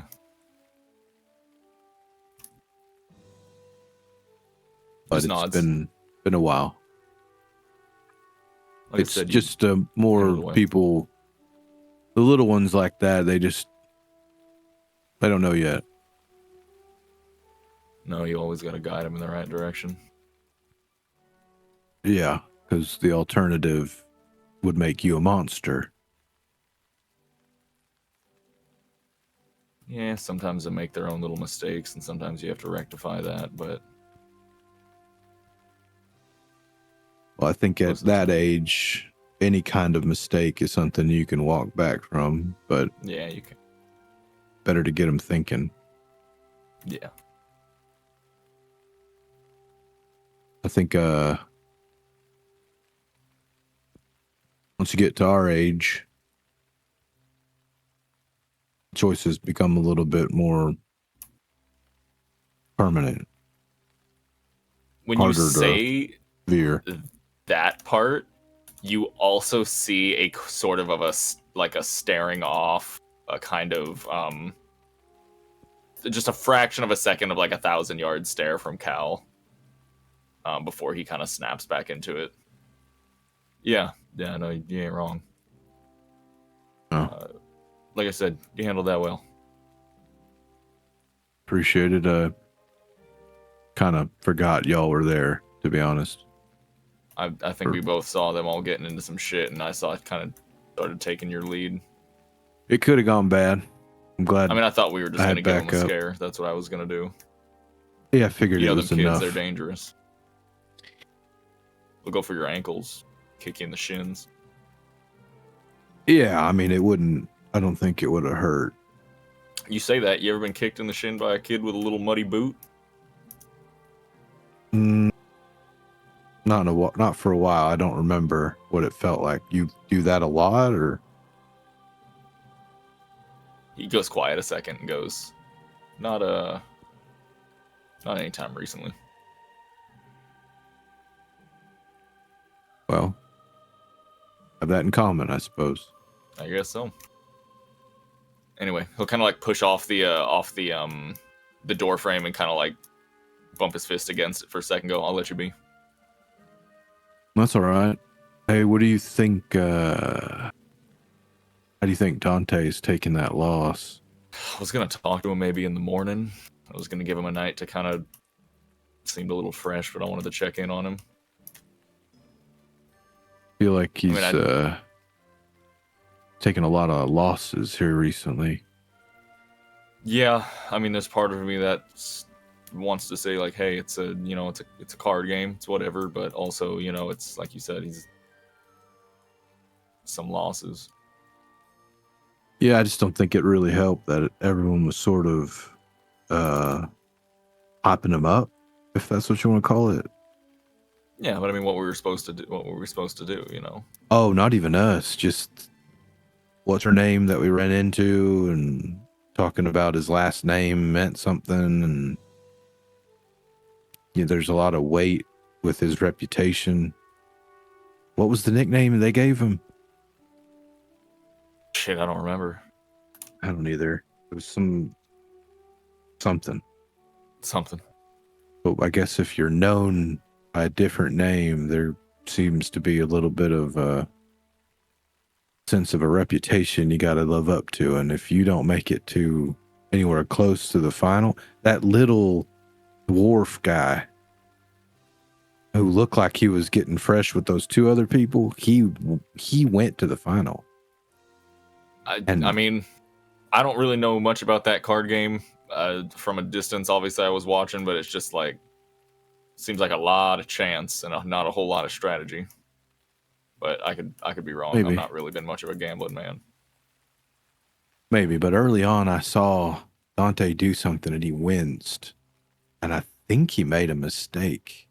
You think? Something that I don't think he was easily able to cover from, and I wonder if the thing that happened before kind of threw him off mentally. Could have. I mean, especially in a tournament like that, I suppose you gotta keep on your edge. Keep sharp. Yeah. Like I said, I'll probably check with him in the morning. Maybe I'll get one of the gals to check in on Kincaid and Mercy. Mercy? Yeah. Yeah. Mockery. Mockery. That one. Mercury. Mockery. Yeah. Freddie Mercury. Best part of that was me going nope and Shadow going yes. Yeah. All right. Let's you probably need all the rest you can get, and I'll just blink and be good. Yeah, no, I don't have that luxury. I got 2 people Yeah. I gotta sleep for, so. Yeah. Yeah. All right. Aw, sleeping So- there too. Have a good night. You too. He'll push away and kind of make his way over to his sleeping accommodations.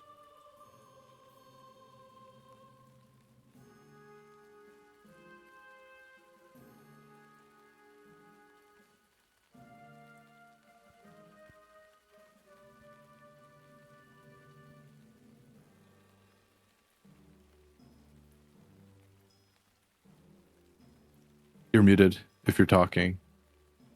I was. Does anybody have any last final conversations before you settle into trances and sleeping? Or non-conversations, but other actions? No. No. Okay. So as you guys settle onto your sort of futon pallets that you've been given to rest in, perhaps changing into your silk pajamas that have been laundered and laid out for you as well behind your little curtained areas. You settle into your trances and you're dreaming. And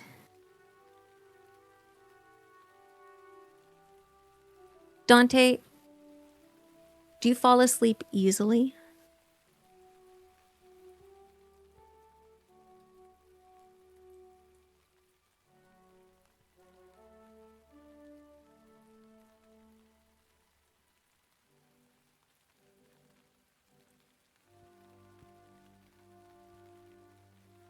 Hard muted. I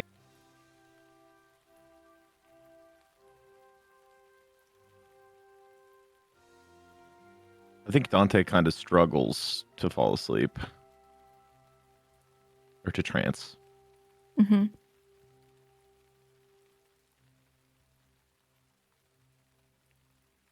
And I think I don't know. I think he'll get up and I don't know if he even cares to finish it, but he's gonna get up and just start working on a spell scroll. Okay. And then trance later in the night just to try and clear his mind. Okay. Sounds good. How easily does Callum fall asleep? It would take him a little. Hmm. Maybe staring up at the ceiling for about an hour. Before just genuine or general exhaustion kicks in. Okay. How easily does Merrick sleep or trance? Easy. Okay. Seraphina, you got a head start, but did you find any difficulty when you were first settling into your sleep? Absolutely not. She was so exhausted Mhm. and hurt. Makes sense. before I ask Adriel, Dante, was there any reworking of where items that you had in your backpack are placed now that you have a bag of holding? Yes.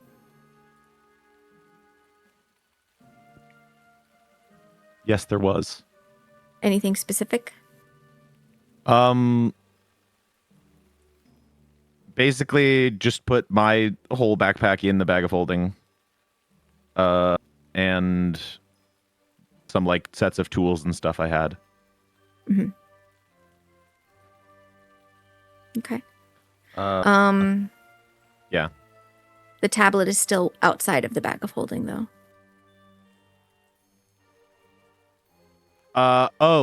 I did mean to not put it in, but it was in my backpack and I put it in, so it is in there at the moment. But okay. I wanted to make a check or something before I put it in there. I just forgot that it was there and not at the bottom of my inventory. What type of check were you thinking you might do? An Arcana check based on what I know about the tablet and what I gleaned from my Identify to see if it would be all right to put it in an extra dimensional space. I will tell you that based on the information you know about this object and not really having interacted with anything similar to it, you're not sure. Could be fine. Could actually be great. Could be a solution that's better than just a backpack. Or could be bad. You're not sure. Yeah, that's sort of where I'm at with it.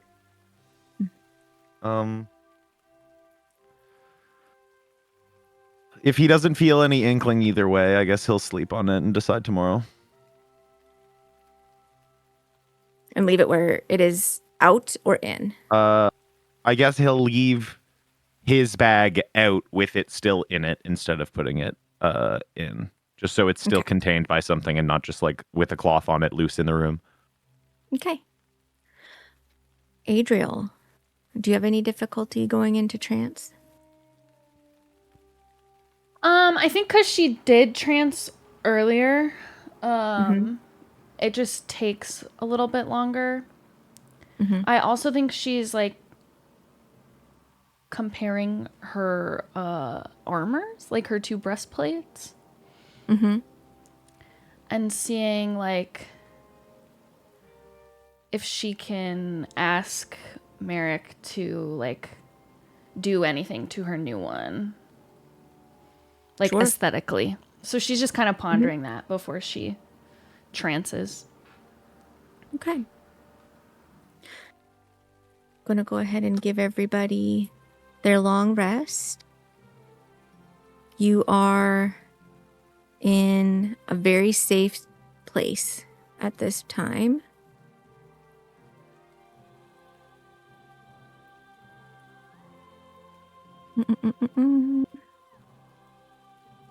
There you are, Adriel.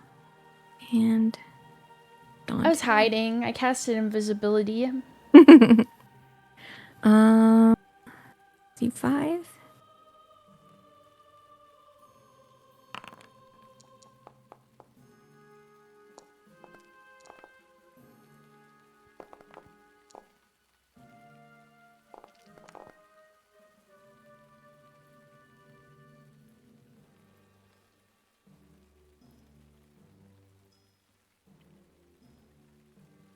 Poor elves and your suffering. Or non-elves, rather, and your suffering of having to actually fit 8 hours occasionally in, rather than just 4.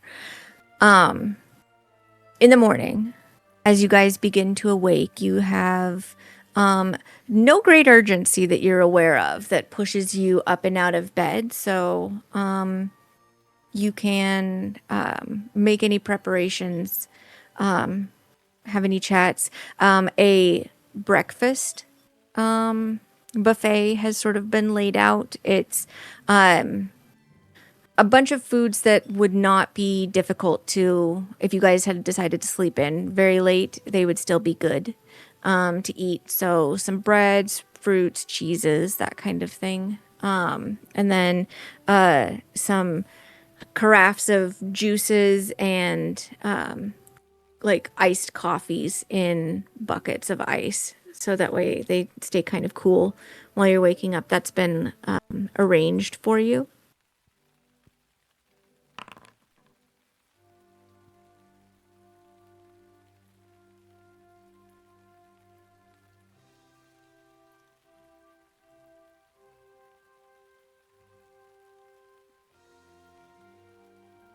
The first thing Seraphina does when she gets up is she checks on her potion brewing in the corner, and then she goes to do her spread.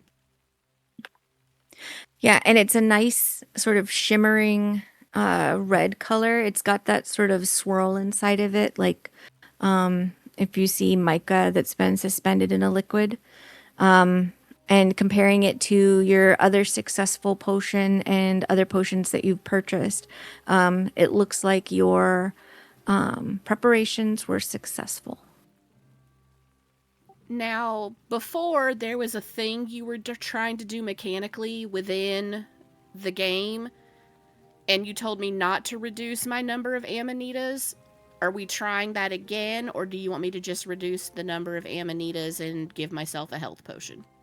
Yeah, for this, it's reduce an amanita and reduce 1 gold. Or, hold on, let me double check that cost. It might be more than that because they are expensive. I think it's 24 gold altogether. Dun, dun, dun.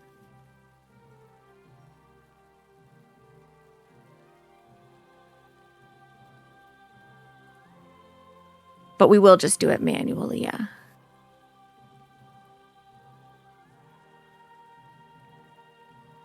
Mm-hmm.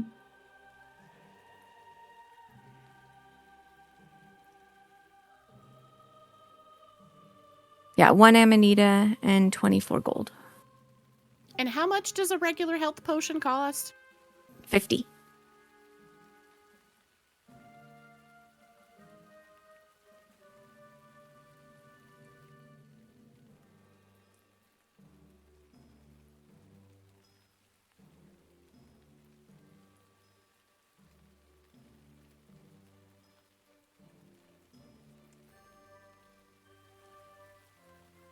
Anybody else have any morning ablutions or call-outs that they want to make?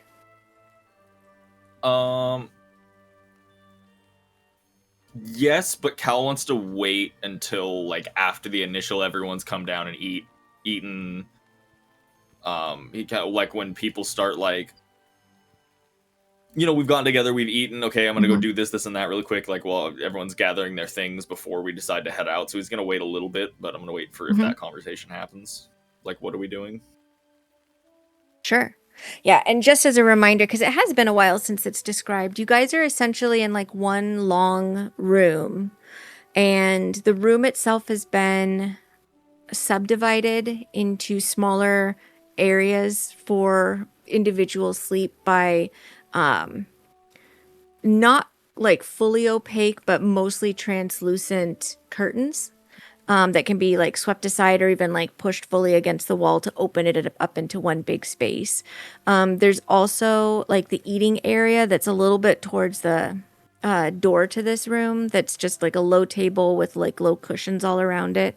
In the back, there is a bathing area, a more public one, and then like a slightly more private sized one. And then there's also like little conversation nooks that have been set up. A couple of them have hookahs, that kind of thing. And it's all sort of jewel tones in the decoration and tiled floors.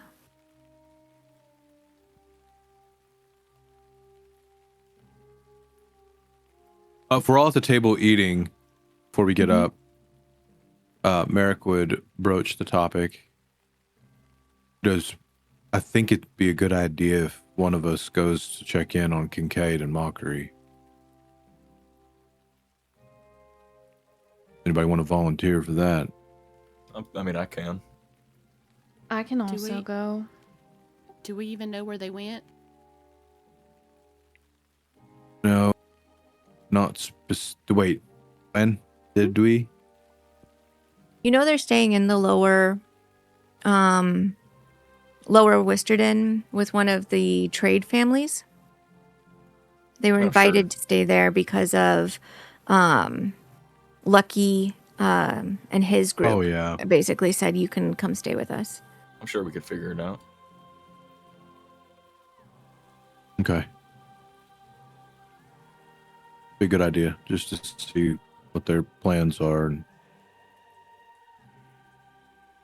maybe the day was good for them. Yeah. Callum and I can go. Yeah, we got it.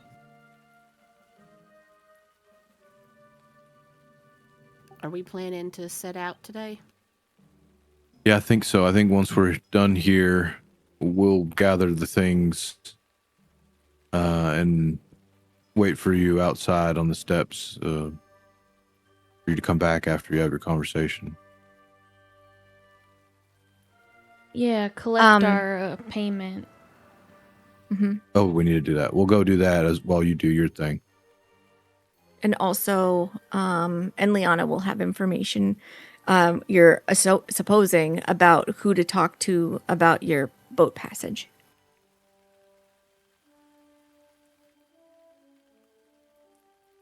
Okay. Yeah, Merrick will just make to get up and start getting ready. He kind of finish off his drink and then look to Adriel and be like, hey, give me like 5 minutes before we head out. I do something real quick. Yeah, that's fine. And then as everyone's kind of shuffling to get up, he's going to see if he can pull Dante aside. Be like, hey, you got a second? Yeah. Kind of nods over off to like a quieter corner or a fucking off hallway or something like that. I don't know, just somewhere not immediately in the middle of the room. It's kind of as they get there, he'd lean his back against the wall and look at him and go, how you holding up? How you doing?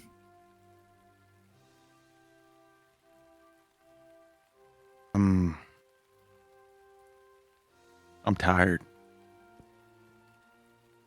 Yeah. Care to elaborate?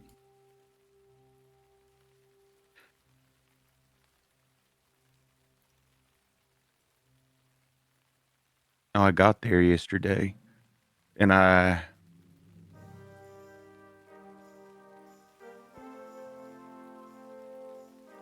just didn't care.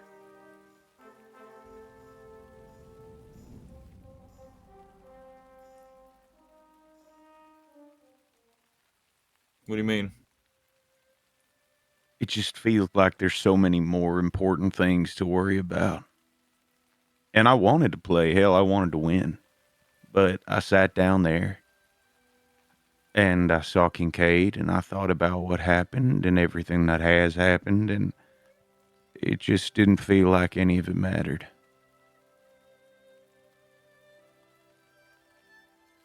I mean, to be fair, we've been put in some pretty crazy situations in the past however many days we've all been together. I mean, hell, just the first week of us being together, it's been the biggest jump that I've seen in my life in fucking years. So I think that's natural. I mean, hell, I went from being a fucking trapper and a low-level bounty hunter to being this. Being where we are. Traded out fucking collecting rabbit furs and raccoon pelts for saving a fucking town from a goddamn crazed paladin. Yeah. I want to make things better. With Kincaid? Yeah. And I don't know if I know how to do that. I mean, it ain't really much of my business, but I could check in with her. Maybe see if I could be a bridge for the both of you. You do that? Yeah, I mean, if I can. I don't really have any rapport with her, really. I don't really talk too much, but yeah, I'd be willing to give it a shot for you. I can tell how it's affecting you, and just like coming here and doing this tournament. If it's important to you, then it's important to me, important to us. All right. I'd appreciate that. Yeah. If you can, you know. And if you could give her this, if you find a reasonable way, that don't seem too weird, or she seemed like she'd be open to it. And he hands him 8 gold, which he would know from yesterday would be to pay for the bows she had to buy. He just kind of smirk lightly and kind of tuck it into a pocket in his sort of shawl. Yeah, I'll get it to her. Thank you.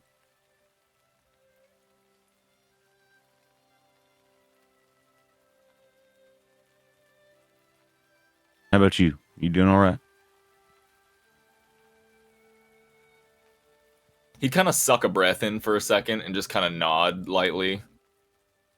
His gaze kind of drop into the ground, and he'd just be like, "Yeah, I'm good." But hungry. Kind of rolls his neck a little bit. I don't know. It's just everything going on. It's just like nothing's too crazy, but like I said, it's a step up, so it's a little bit of an adjustment. Kind of like makes you think about shit. Finding out stuff that you cared about, you don't really care as much anymore, and thought the stuff that you didn't care about, you do actually care about. And yeah, I know that. Yeah. So it's a process, but I'm good. I'm solid.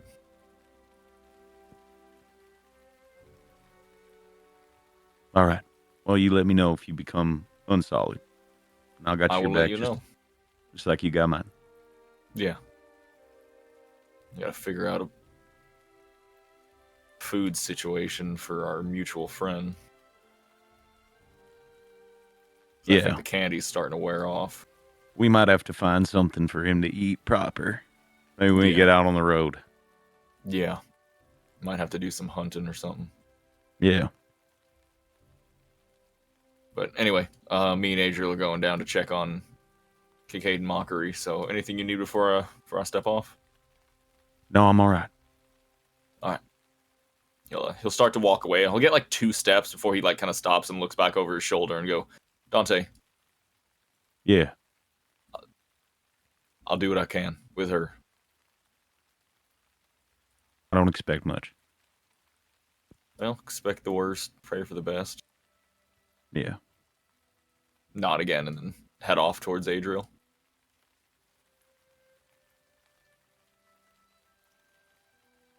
Okay.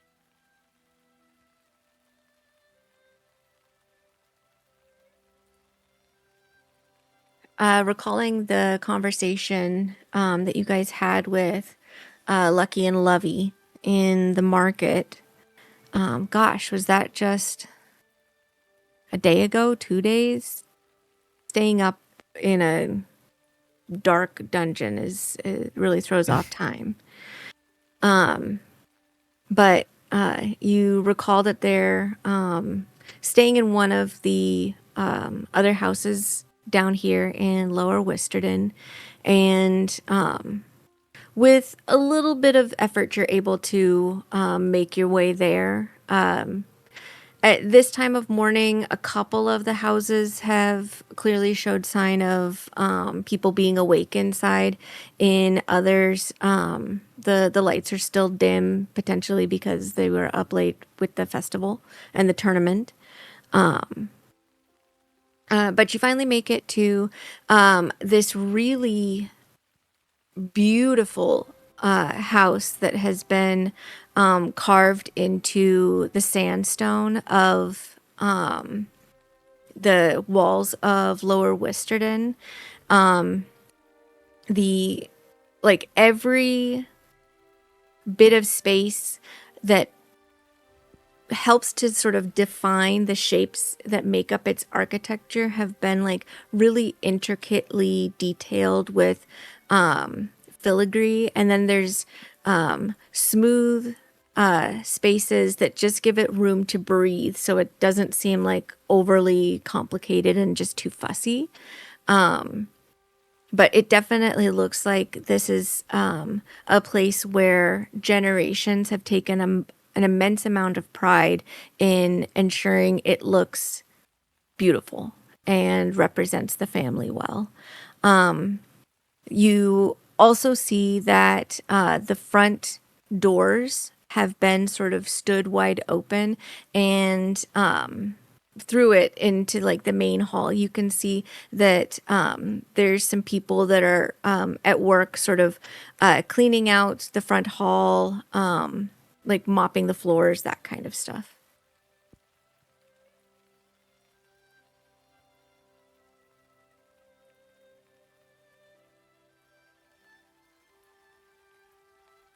Adriel, what would you like to do?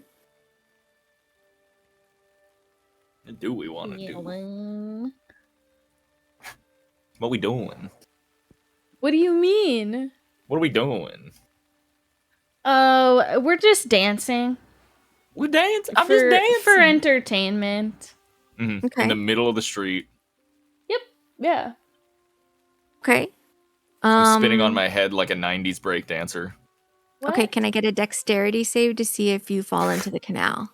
I'm not actually doing that. Can we get a dexterity save to see if he like injures his neck, and then he That's he crazy. just has to That's complain. crazy. He just has to complain about neck pain for the rest That's of the wild trip. because I tweaked my fucking neck on Wednesday. That's crazy that you bring that into this game. Ooh, how was I supposed to know? You fucking... How could you do this? It's your tarot cards. They're reading about my misfortunes as well. That's the true tower in all of us is Shadow's neck. You guys can approach. You can wait and see if you see anybody coming out. Want to just go knock on the fucking door? Knock on the outside door? Yeah, just knock, see what happens. No, you want to go in? Yeah. Alright. After you. After you. Okay. He just walks forward. You make your way inside, and this like teenage-looking human who is going around with a watering can, sort of watering pots of flowers that are around, stops when you walk in and says, is it a delivery? There's a second where he like blinks back wanting to say like a really sassy response. He goes, no, we were looking to try to locate two of our friends that are staying here. At least so we were told. Oh, sorry. I didn't mean any offense. No, Do we fine. look like we're couriers? No. That's why I felt and probably sounded really confused, ma'am. Okay. Let me Turns and looks at Adriel and then looks back and just mouths to himself, ma'am. Let me go and see if I smack him on the arm. I'll go find He somebody. glares at her. And he like sets down the watering can and then jogs off. A little bit later, like sort of actually not even sort of very motherly looking dwarven woman comes out, and she looks fantastic. Like her hair is this sort of spun gold color that is wound into these really intricate like 5-strand braids that sort of loop and curl around on themselves several times before dragging on the ground behind her. And she's wearing this very colorful silk and jacquard robe with these the pattern of the jacquard on the outside is sort of made up of a bunch of like rainbow hued threads, but the patterns are very similar to the filigree that's decorating this space. Like right behind her is the teenager who then jogs back to fetch his watering can and go back to it. Welcome guests. You are looking for somebody? Yeah, two of our friends were invited to stay here. We just wanted to come in and check in on them, see how they were doing. Oh, well, come in. My name is Angelica, Lady Stone, and yes, please come in. Who is it that you're looking for in particular? One of our guests, you say? Ms. Mockery and Miss Kincaid. Mm. Oh, yes. I recall that Miss Lovey asked for some additional space in their rooms. Well, come this way. Did you come for the tournament? To watch. I'm not much of a cardsman myself. Mm. And you, Lady Knight? Oh, we're Looks to her mostly... and mouths Lady Knight. I'm gonna fucking kill this guy. I'm gonna fucking kill this guy. I'm gonna fucking grab Kel by the neck and squeeze. Ellen refuses to offer any kind of support to his friend. He's just like, I'm just gonna keep repeating to you. We watched, but we're mostly just passing through. Oh, well, hopefully you found good entertainment. It's just this way. And as she's leading you deeper into the tunnels of this estate, the air is getting cooler. The rooms that you pass by, like, there doesn't seem to be many doors closing them off. And the things that stand out to you first is Enliana's place kind of just looked like somebody would just uncover a space that they wanted to build a room, and it would just be whatever came to them in that moment. And so a lot of the stuff would just kind of felt like a hodgepodge together. Still very pretty, but also like one room could have nothing to do with the aesthetic of the next room. This place seems very purposefully laid out, and all of the rooms are lit to like this really pleasant temperature and light, except for in the dead center where there's always this like single beam, like the sun itself is just right in the ceiling and shining down. You are able to glance occasionally that there's basically these very long skylights that have been sort of lined by highly reflective metal that's just sort of bouncing light through until it eventually reaches this space deep below the ground. But they all kind of look and feel cohesive with each other. Some of them feel older, some of them feel like newer places carved into this space, but it all seems like it's continued to carry forward sort of the idea that this family wants to present. Eventually, you are led through to a room that is, the door is open, but it kind of just has like about 10 feet in a wall that is like a stone lattice. So you can't see very clearly inside, but you do see people moving beyond it. The Lady Stone steps to the side and says, your friends are just inside here. Thank you. Mm-hmm. Step in. Yeah. And inside you see Lucky and Lovey. Lucky is still like flat out sleeping in one of the beds that's there. And it's kind of set up more like a barracks than the really sort of flowery place that you guys had. Lovey is up and she's just sort of like staring at the ceiling, brushing her hair. Robin is like crouched in the corner doing who knows what Robin things.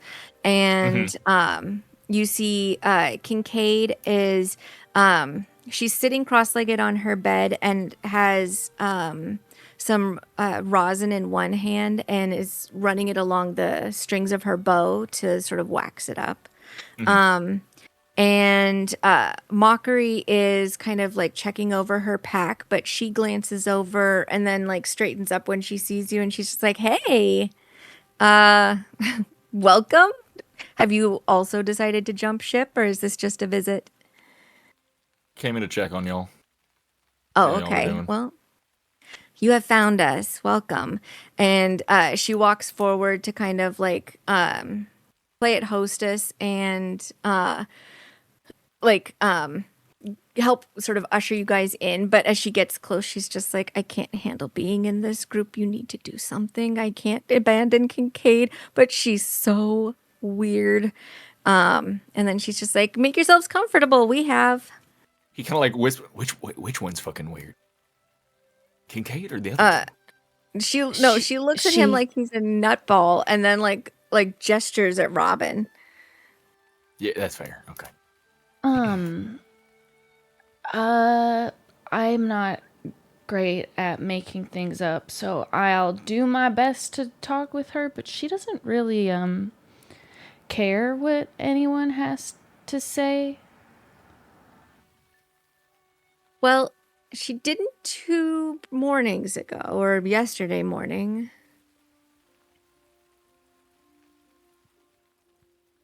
Okay, well,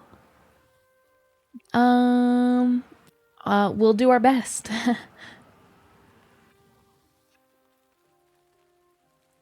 Okay. I then am going to follow behind you because I feel I want to spectate this. Yeah, I think that's what's going to happen. Lovey looks up and she's just like, "Oh, have you come to visit?" Yeah, we were hoping to speak with Kincaid. Oh, sure. Well, they are going to be serving breakfast shortly. If you haven't eaten, I'm sure we could wedge you in somewhere. We did eat, but we're not that busy, so if it happens to take that long, I'm sure Callum would love to eat a thing or two. He's always very hungry. I'm such a I hungry elbow guy. him. Yeah. Well, all right. And then she gets up and sets down her brush and then like approaches Lucky's bed and then just starts like pinching his toes to see if she can get him to wake up. Weird. Kincaid looks up as you guys approach. Hey. Hey there. We watched you in the tournament a bit. Yeah. Yeah. Well, I wish it had gone better, I admit. But you know what? Fun's fun, and I guess I didn't lose that much. Most of what I lost ended up being other people's money rather than my own, which is like maybe that's usually the point. Suppose it could be worse. It could be worse. It could have been a lot worse. It could have been somebody else winning that I didn't want winning. Hey, How are and you wasn't that first table really satisfying for you? Satisfying? Yeah, I did enjoy that. Mm-hmm. Yeah. So, But unfortunately, my luck didn't hold out. Mockery said you guys are jumping ship? Well, like officially? I think that might be for the best, don't you? Nope, I don't think you should. Well, I'm happy to hear this thought pattern. Slowly looks at Adriel. Maybe I don't. She gets really close to Kincaid, like on her side, kind of like she's like whispering in her ear, but she doesn't get that close. We have secured a boat to go upriver, and I just think you should come with us. At least for that. Get yourself a little further. And also because I want you to come with us, but I thought maybe that would speak to you. And then she backs up a little. Boat is a tempting thing to offer. How far is it planning on going? Is it Mythia? Is that what it is? Mm-hmm. Mythia?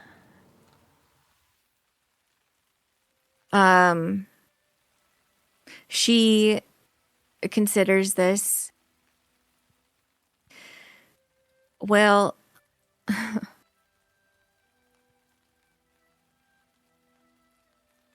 you know what? I'm just going to put it to you bluntly. I don't know if I feel safe traveling with y'all. And it's not even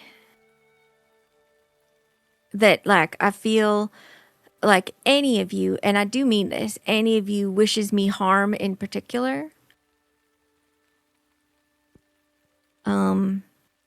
But I feel like in a moment when he took advantage of something he sort of figured out. Well, I think he wants to try to fix that. Which I know probably doesn't sound very tempting on your end.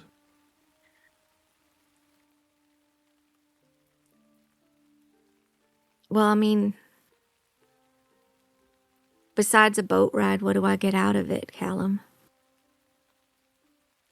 Listen, I don't know Dante as well as you do. I don't know you as well as Dante knows you.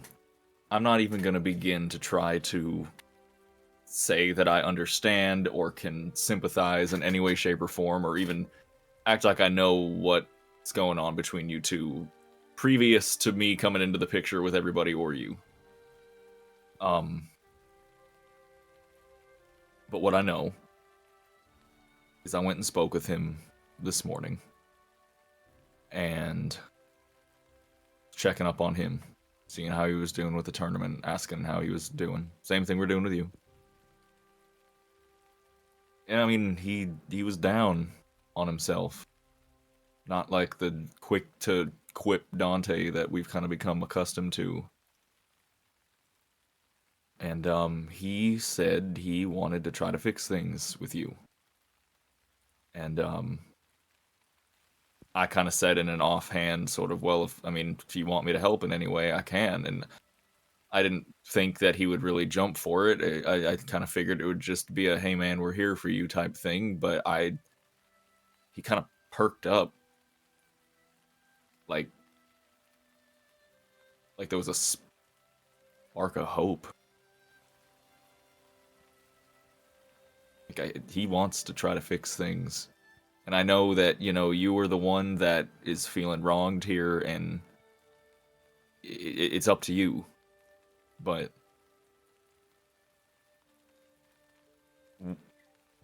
I know what it's like being someone to feel like you're losing hope and have felt like you lost it. And then having a glimmer of it for even just a moment, that means something.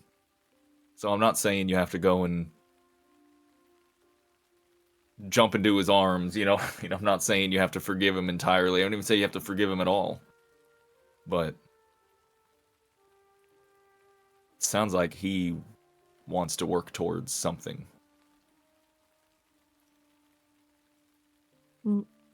Why didn't he come with you then? Because he feels like you're probably want to rip his head off. And to be fair, everyone's getting ready because we're getting ready to head out, and we were the ones that volunteered to come and see you.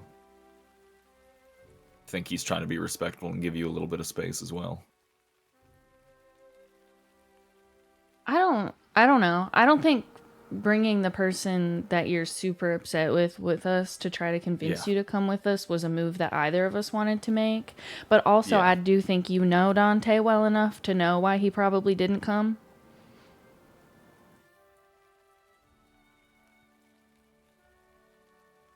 Well,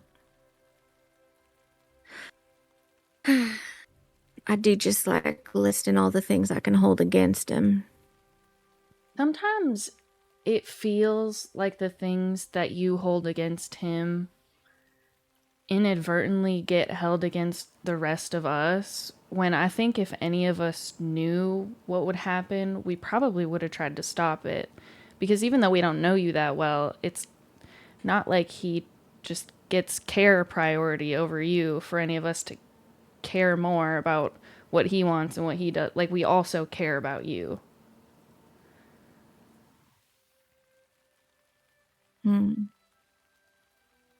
The rest of us didn't know. The rest of us don't want harm to come upon you.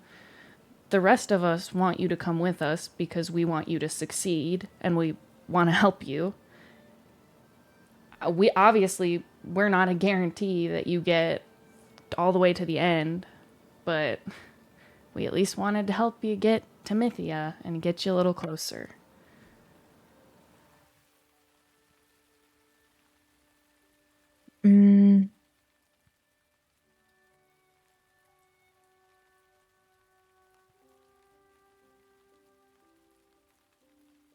Well, what if something else happens again?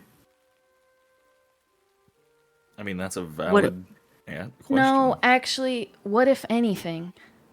Yeah. That's what I was getting at, is how the fuck can we know about anything? Every option that you choose, there's a what if that goes with it.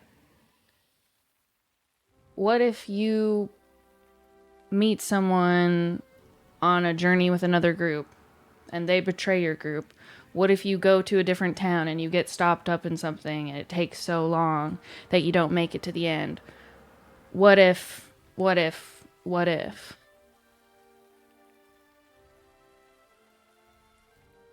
I think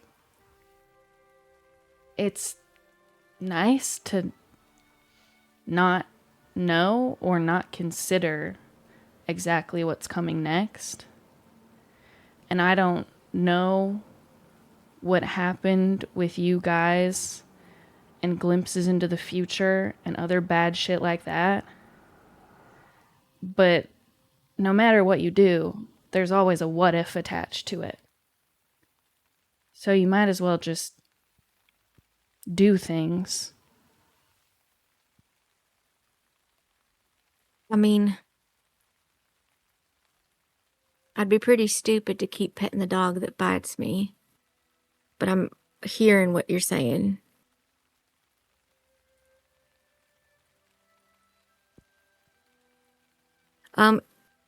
If you guys would like, you can either both make a persuasion check or one of you can make a persuasion check with advantage.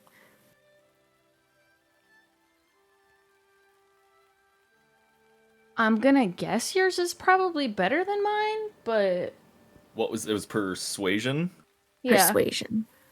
Unless you're deceiving her and trying to No. trick her back into the group. No, I have Mine's a a plus plus 5 to my 5. persuasion. Oh, yeah, we have okay. the same. What if we both just roll then? Let's just do it. Fuck it. Okay. Okay. I'm not rolling good today so far, so... It's okay, neither am I. That's why I have to use my inspiration. Ooh. Guide yourself. Hold on, I pressed the button. It doesn't always work. Sometimes it does. Kick it in the kneecaps. No.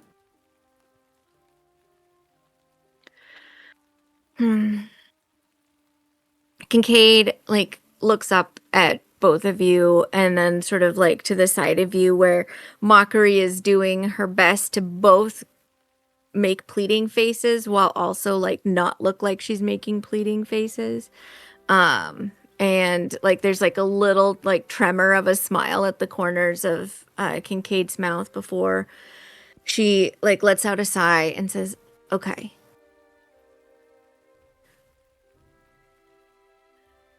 Here's what'll happen is I think it is in our best interest to try and take as much advantage of however you got this boat passage as you can. Are you going to offer it to the others? And she points towards the other 3 in the room that aren't eavesdropping. Looks over to Adrian. I was like, I don't think we did we?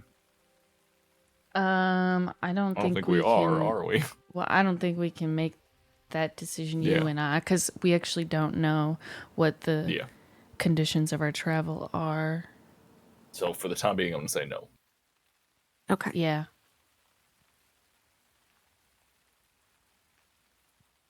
Let's do this.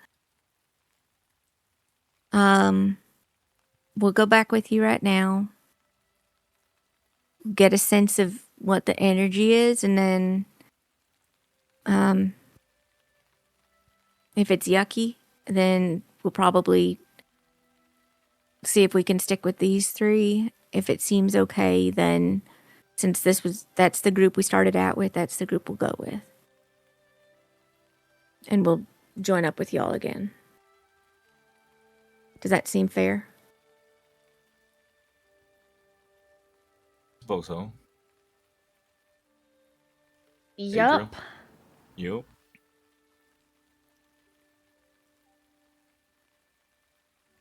Okay. Okay. You need anything from us before we head out? No, I guess not. So I guess we'll just get packed, and you're still at that house with what's her name? I believe so, yeah. Yeah. Also, how much gold do the 2 of you have? Like, enough to buy something for yourselves? Because we went to a shop yesterday that had bags of holding for sale. I don't know if you guys have one of those or not, but it could be useful. Just in the off chance you don't end up coming with us, I guess that's a tip for you. Probably not enough for something like that. But that is good information. Yeah. Yeah, we'll get our stuff together, talk with the other 3, and then I guess we'll be over there soon. Within 30 minutes, I'd imagine. All right. Sounds good. Okay. Oh, and thanks for... by the way. Uh-huh. He reaches into his pocket and flicks her a gold coin. Thank you. It's from Dante about the bows. I think it's supposed to be 8 gold. God. It was definitely 8. I thought you said a gold. Okay. Not Did 8. you want to remember it correctly? 8 gold. I thought If I you wanna straight up I remember heard it him correctly. say He a gold. chucks a handful of gold at her full speed. I hand her a small pouch of gold. Okay. Oh. After he says it's from Dante, I elbow him. Thanks. She looks like confused, but also like that's helpful. Thanks. I appreciate that. I guess I'll tell him. I mean, it would be a lot easier if you would tell him thank you for me, but I'll be seeing him shortly, I imagine. So, thank you. I do a thumbs up, and then I turn around. Mockery walks you guys to the door and like throws one arm over either shoulder, and is just like, "Thank you, you did it. Probably just make sure he's not an ass for however long it takes for us to get on the boat. Wouldn't that be great?" I need you to also really also try to be super convincing. Oh, yeah, From I that can do end. that. I can do that. Yes. I have lied professionally before. I can do that. Well, maybe saying it'll be okay and it's a great idea isn't a lie. Yeah. You need to try to believe it.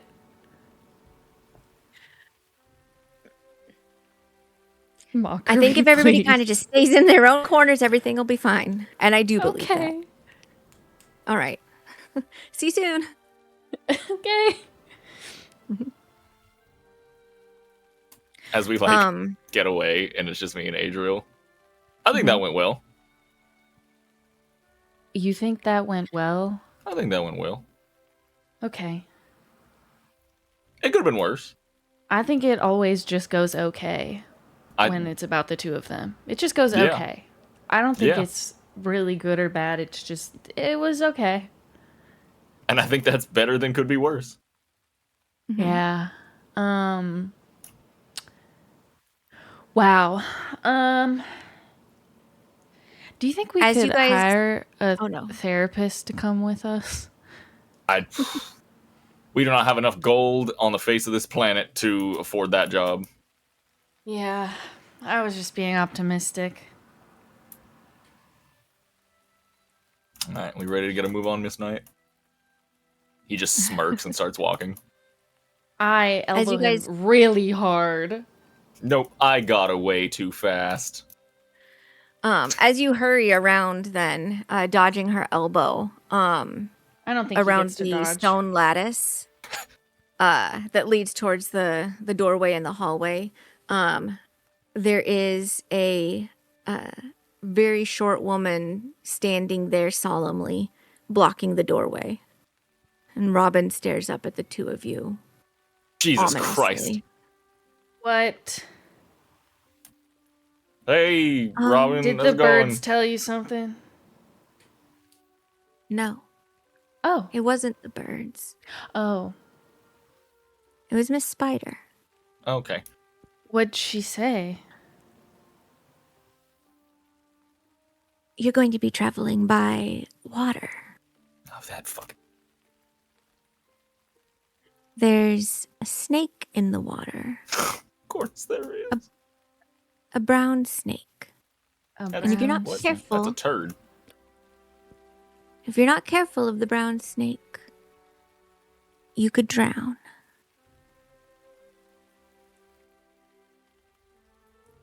And then she just slowly backs up until she's reached like the other side, and then she turns and heads back into the room.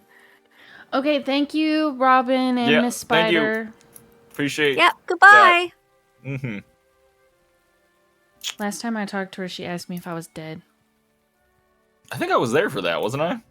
I don't know. I can't keep track of all of the times she said something. Said some out-of-pocket shit. Yeah, where I come from, we call a brown snake in water something very different. What? Yeah, That's we call horrible. it a turd. That's what we call it. No. Alright, anyway, let's keep going. You guys make your way back to Enliana's and are able to join up with the others. Have you guys done anything in the meantime while they've been gone? Oh, I thought we were going to talk to Enliana while they were doing their thing with Yeah. Oh, Kate and even better. Mockery. Okay. So we're back there. You guys are making your way out of your Get my way. room that you've been given.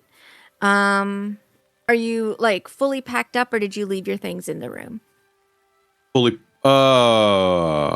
I think bags are probably packed, but like sitting by the door Stowed. because we told them we were meeting them on the stairs. Yeah. When we Yeah, were we're coming done. back to the stairs of the place. So we'll probably have it all packed up and stowed and ready to just meet and go. Mhm. We're leaving it with the front desk clerk while we go to their conference room Yeah. for a meeting. Can you hold this in the lobby safe and we'll be... Okay.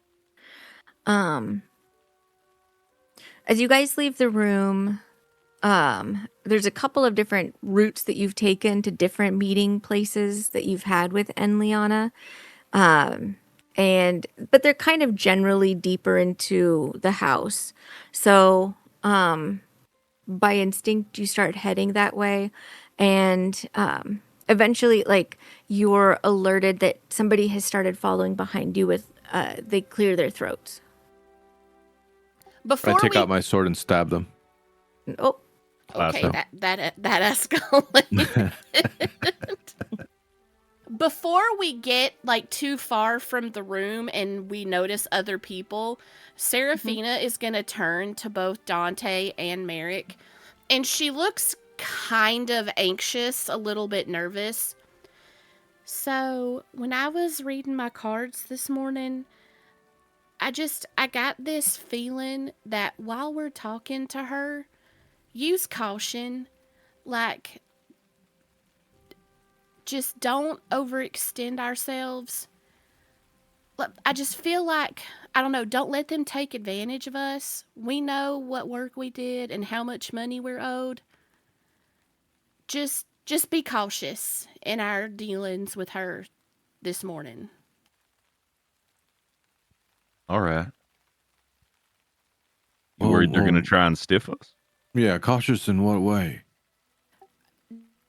Just, I don't want them to, I just don't want us to be taken advantage of. Like, oh, you didn't mark down 4 rooms on the map, so I'm only going to give you 10 gold. Or Well, how would they know? you No, ain't I'm not even there. here. I'm not here. You ain't even here. I'm talking to a street stall person. How the fuck would you know if I'm allergic to this? So you you're- know, like something to do with the boat passage. Maybe they're gonna not give it to us for free.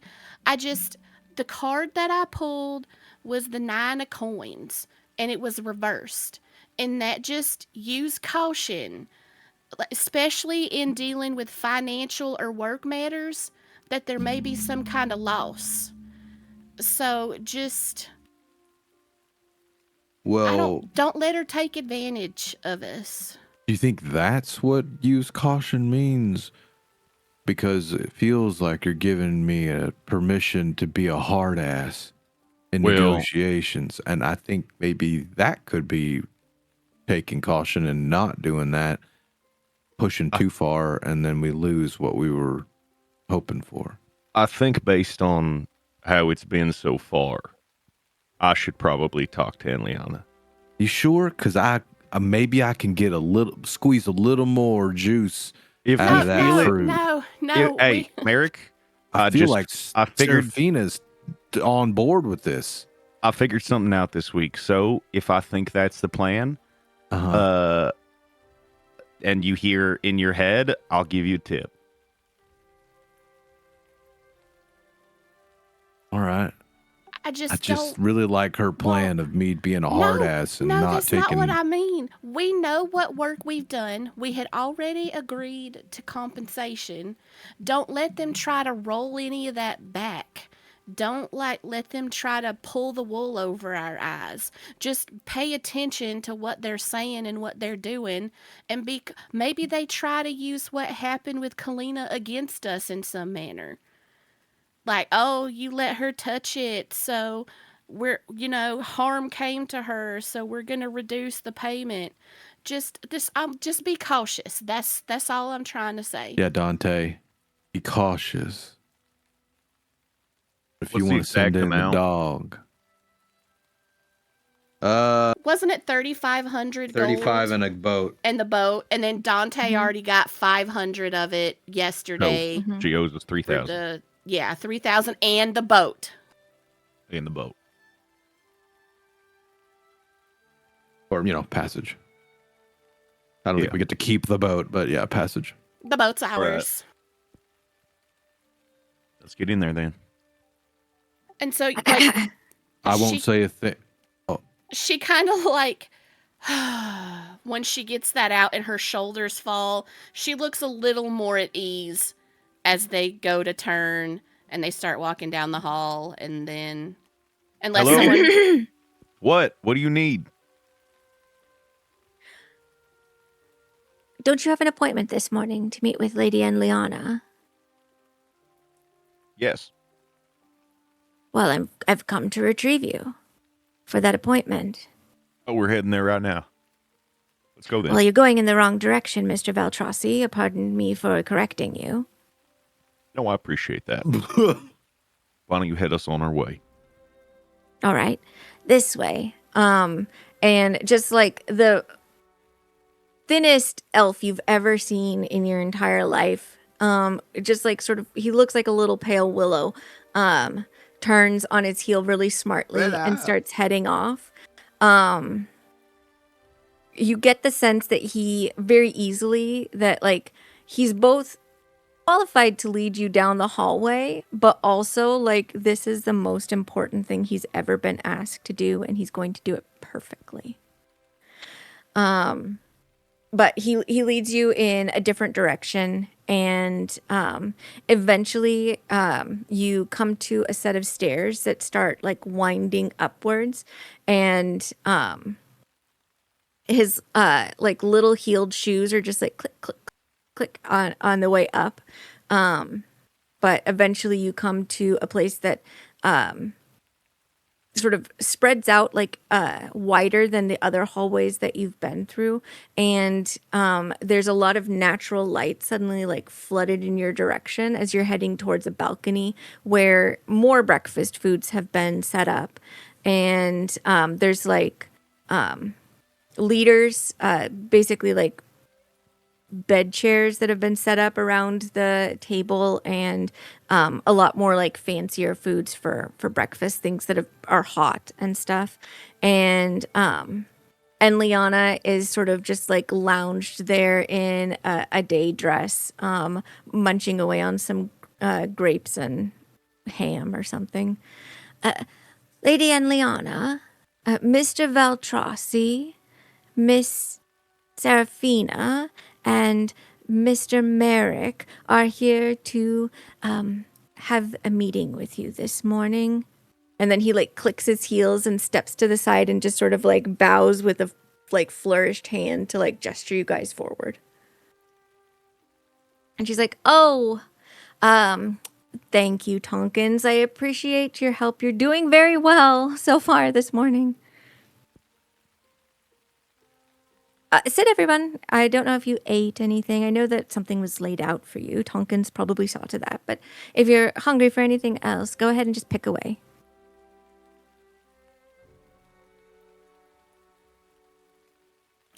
We did eat, thank you. It's all been very wonderful accommodations. Oh, I'm so glad. Were you able to get a lot of rest? I know that you in particular were not feeling very well after your trials and tribulations, Serafina. You look better today. I feel it, thank you very much. I had no problem sleeping last night.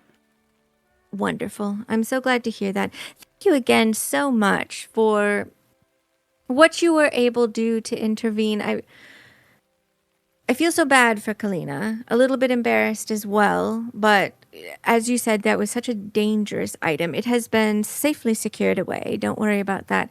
And I believe I think she's on the mend.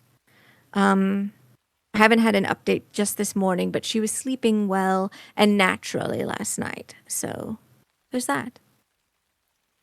That's good to hear. Mm-hmm. At least sit down and make yourselves comfortable. I don't like being the one that's sitting while others are standing, and I don't feel like standing.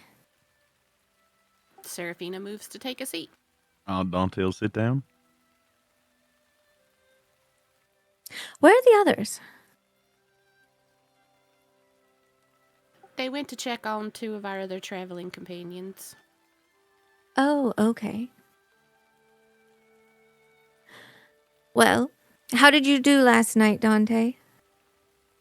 Not so well. Bit of a wash, but we made a little bit. That's a shame. That's a shame. Well, every game is its own lesson in a future game, isn't it not? It is indeed. Let's see. What are we going to discuss today? Are you leaving today? We are. That's the plan. Oh, okay. Well then, we'll need to make sure everything is taken care of. Oh, yes. First things first. Merrick, you're strong. Would you lug this thing out of the corner? He Serafina looks to looks at him. Dante. Yeah, he looks to Dante and Serafina for permission. Nods. Yeah, Serafina wants to see what he's gonna do. And what is it? It's a chest. Like, kind of the size of a pony keg. And she wants him to take it where? Lug it out of the corner. And place it where? Oh, okay, he'll just go over and pick it up. Okay. It's quite heavy. But Yeah, you're yawn. able to you're able to heft it up, and there's like the contents of it shift with a jingle as you're sort of getting it situated in your arms. This is the balance due on the reward for your quest. Well done. He'll set it on the next to him on the floor. It kind of like, on the floor, then yeah, it's good. It kind of goes kunk, kunk, and there's like another jingle from inside as you set it down, but you have that.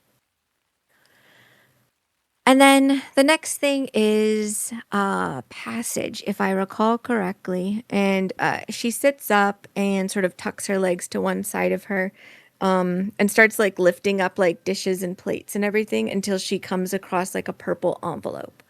And she pulls it out and smooths off like a little bit of egg that got onto the corner and then holds it out to you, Seraphina. She takes it. What you'll want to do is travel to the docks of Skuridin, and there you will meet Captain Evans, and he is the boat which is to be commissioned. If you provide this letter to him, it will act as voucher, and he'll be able to take you up to Mythia.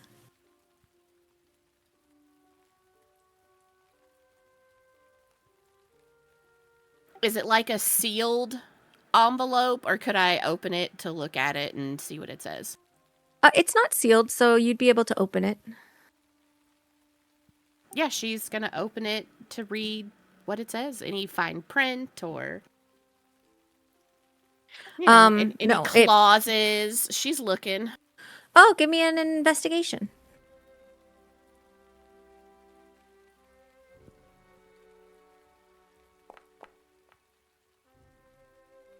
You know what? I'm gonna use my inspiration to reroll. Okay.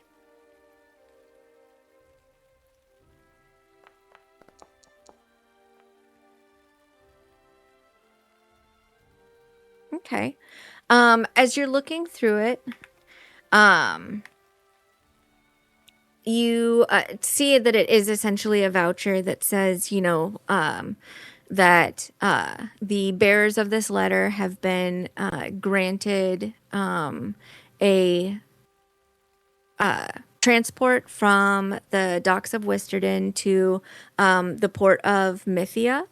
And they should be traveled there safely upon return.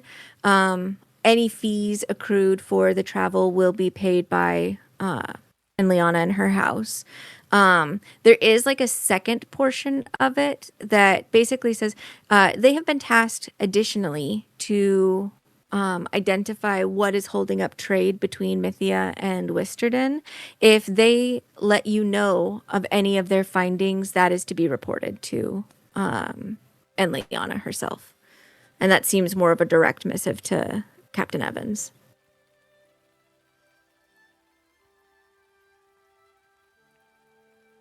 She's just kind of like nodding to herself as she's reading through. Mm-hmm. And she seems to be fine with what she's reading. If Dante or Merrick are looking at her at all, she seems to be okay with what she's reading. And you also notice as you're looking at it that there is like an ink stamp that appears to be like the seal of her house. And then she signed it, and then she placed another overlapping, but not like one-to-one overlapping version of the stamp so that you can see that basically between the stampings is where she signed. And that seems to be the authentication of this letter. Okay. Folds it back up and puts it back in the envelope. Mm-hmm. Well, it's too bad that you're going so soon, Dante. I know, but we'll be back at some point. Well, do you know how soon? Because we, again, are looking at some new hires, I would say, around Skuridin, and we could definitely use your mind for numbers. Well, I'll be sure to keep that in mind, and if we manage to come back earlier than later, and with less in hand than we thought, then yeah, I'll hit you up for that. Unless you'd like to refer me to a sibling or a cousin. The cousin I would is, unfortunately, currently locked in a contract. A shame. Don't get yourself locked into a contract with anybody else. If you're going to be putting yourself into a contract with anyone, you must give me first crack. I will do my best for that. Good. Well, I wish that I could have seen all of you off, of course, but I mean, things have changed a little bit since yesterday, so I'll probably be quite busy as soon as I finish taking as long as I possibly can with this breakfast.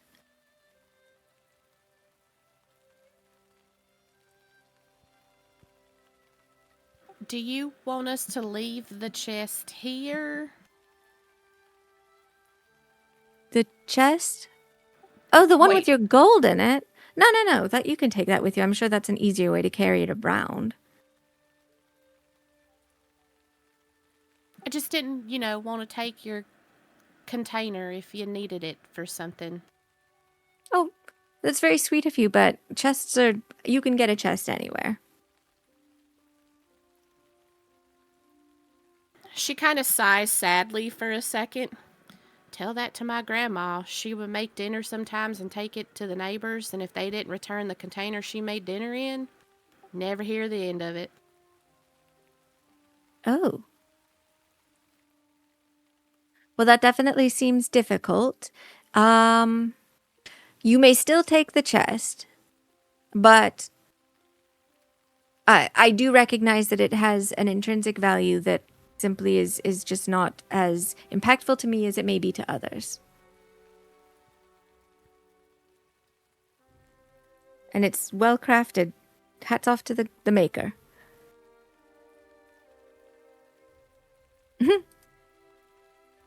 Is Sarah there... kind of glances between Dante and Merrick like, I'm not carrying that thing. I don't know which one of you are.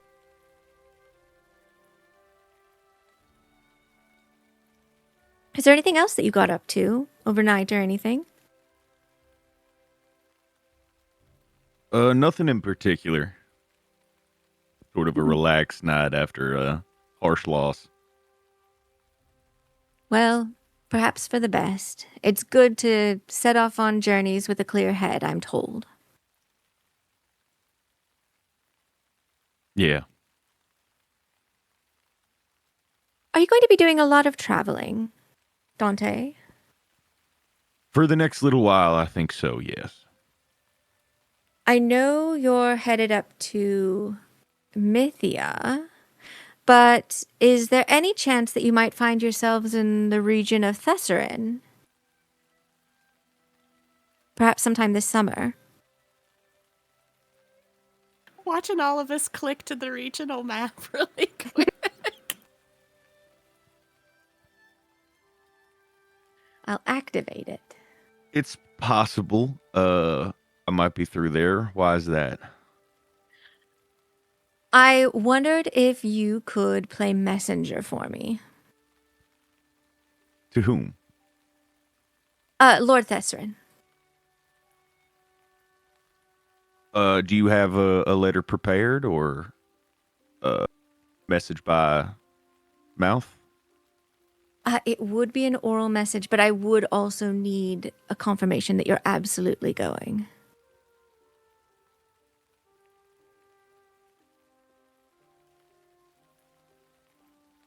Right now, just to sort of like establish what you would be agreeing to if you were to say yes to this.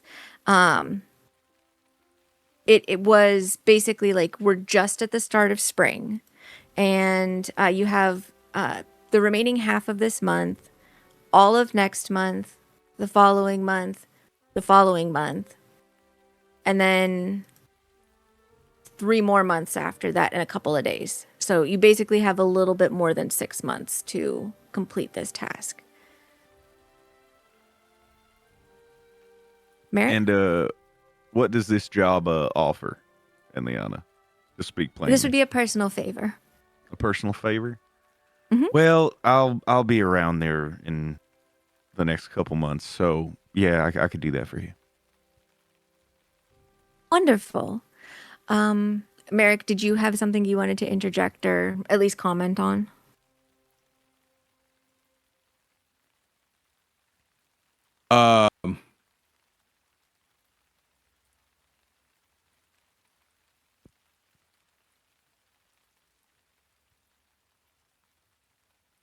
Well, he would look to Serafina and Dante in a way that conveys Can I say something, kind of thing,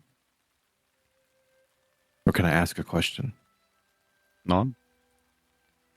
Yeah, Seraphina's kind of like got that. I don't know why you're looking at me like that. I'm not your mom. How long, roughly, would it take us to sail up this river and then get to Mithria? Mythia? So close. Well, I am not a boat captain. But the Captain Evans has something that'll basically, you're still going upriver, so it's not going to be the fastest thing ever. But it should be relatively quick. And then how many days is it between Mythical and Thessakana? Depends on if you're going by road or across the steppes.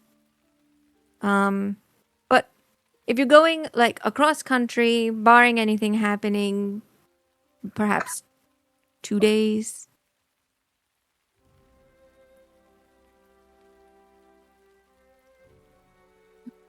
I don't know if you're laughing to yourself over there. I just hear him laughing. You're so mad that you're bulldozing past the wrong. What? It's just that you're bulldozing past, like you're so mad that you're just bulldozing past the fact that I'm saying it wrong on purpose. No. She just thinks you're slow. Oh, great.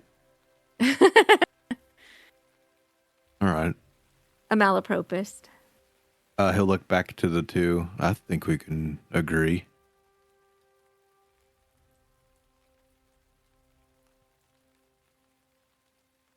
Good. Oh, go ahead. Nope. Go ahead. She was going to move on to the next thing. So if you have a question, this is a perfect time to interject.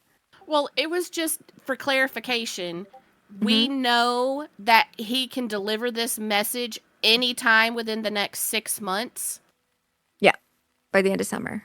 And we know we have, 3 weeks left to get to where we're going? Mm-hmm. So effectively, a whole nother 5 months after we get to where we're going, he could, at any point, he could deliver. Like, he doesn't even have to stay with our group anymore. Like, we could get there and he could be like, bye, y'all, I'm going to go be a comptroller back in the desert. And he could do it. Okay. So, I mean, whether he does it, it's not up to us anyway. Just to throw, like, an additional factor into your considerations, though this is not me guaranteeing anything one way or the other. Once you reach Troth, your destination, you have no idea what's going to happen there. So you guys may be busy for the next several months after that, or the next several years after that. You're not traveling under your own, like, choice of destination. So that's potentially something to consider. You're also a decent way into the travels that you've needed to do. You've been making some good time even with the stops that you've been doing. So deciding to make a trek over to Thessarin before you continue on to Troth wouldn't necessarily throw you off completely, but also you don't know what you might run into that would cause a lot of things to slow down. So and wasn't it just at some point in the next 6 months? And wasn't it just like 2 days ago, we heard Corvin in our heads saying, hey, if you made it this far, great. You're probably not as far as you should be. So, like, that's weighing on her mind, too. Like, well, how far are we supposed to be? So, okay. But yeah, the quest has been accepted, so she will acquiesce to the acceptance of the quest. She twists a little bit, and then she pats the other end that she's no longer got her legs across of the leader that she's on, Dante, and looks towards you. Now come closer so I can deliver the message. He'll walk over. Now, I'm going to be casting a spell on you. Are you consenting? Yeah. Seraphina looks at Merrick. And you don't have any issues with me placing my hands upon you? No, Enliano, that's fine. She reaches forward and then puts her hands on your cheeks, Dante, and her eyes lock onto yours, and you feel her slide into your head. Like, it's not like she's searching around for anything. It's almost like she like bent a few of her fingers and then just pressed them into your consciousness from where they're laying against your temples. And then she opens her mouth and says, "Please deliver this message in all of its entirety, Dante, before the end of the summer, to Lord Thessarin." You're aware of the words that she's saying out loud. You're also aware that a message is being embedded in your subconscious that can only be spoken when you're in front of Lord Thessarin and about to deliver it. So you're not aware of its contents. Do we hear this? You hear what she said out loud. She doesn't say the message out loud. She's embedding it, but we just hear her ask for his consent. Ask for his consent, and then she basically says, "I'm giving you this message. It has to be delivered to Lord Thessarin before the end of the summer." So And the that's terms all we of this hear. agreement. Okay. And then she like pats your cheeks like she did when you were much younger, and then leans back again.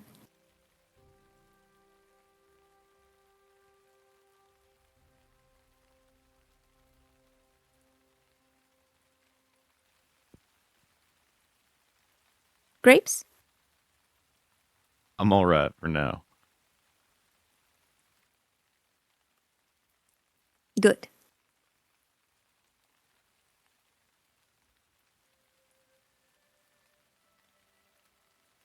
Well, eat up or else I won't keep you any longer. That's all I need. But I do appreciate both of you came, participated in our tournament, and then put yourselves in peril for really the betterment of history and the benefit of Wisterden.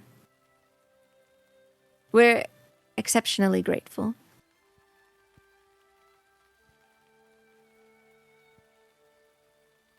Happy Just to help. make sure you keep it locked up. Yeah. That's the plan. I simply don't want to have to witness somebody go through that again. And I don't want to be the person going through that. Ugh. Could you imagine being controlled and not knowing what's controlling you? Ugh, I don't like it at all. I love power.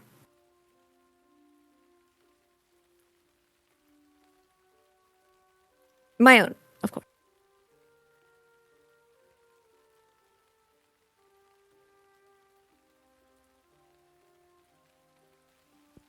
Okay. You guys can Wait. make your way out. Wait. Okay. She said what? She's the like, very end? could you imagine? She says she likes power. Oh, I heard it. My own, of course. I look at Dante and Seraphina with the look of, dude, I told you.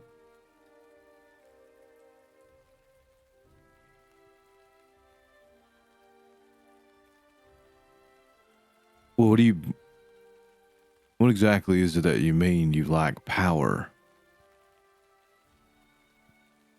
Well, it's fairly straightforward, Merrick. I enjoy ruling Wisterden. For what purpose? To make it a nice city. For People who? to live in. The citizens of Wisterden, travelers who come through.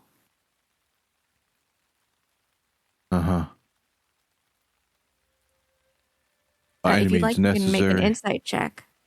Yeah. Oh, I wouldn't say that, Yeah. no. No. Inspo. I'm gonna re-roll everything. Okay. Didn't take my inspo away. I'm taking it away myself. Okay.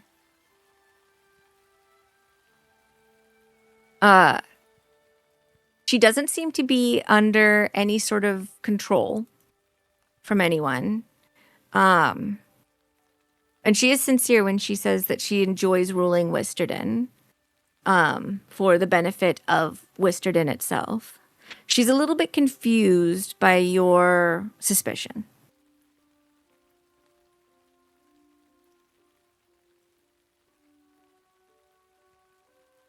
So she was being truthful when she said for everyone in the city. And I'm not getting any sort of feel that she's being sort of corrupt, or the whole crown incident isn't like some sort of weird influence or whatever the fuck. The Might be too much of an ask. The Enliana that's being presented to you now vibes exactly with the Enliana you met at the beginning. Like, she doesn't seem to be acting any differently. Just maybe a little bit more comfortable around you guys because you've done a lot of work for her.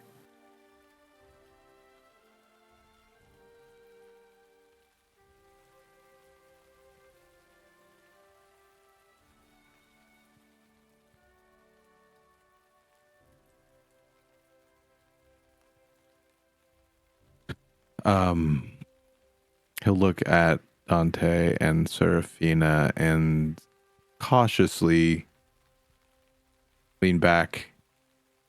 He was leaning forward the whole time, and then sort of kind of relax, but just cautiously, and stop talking, but like be kind of lost in thought or start thinking to himself.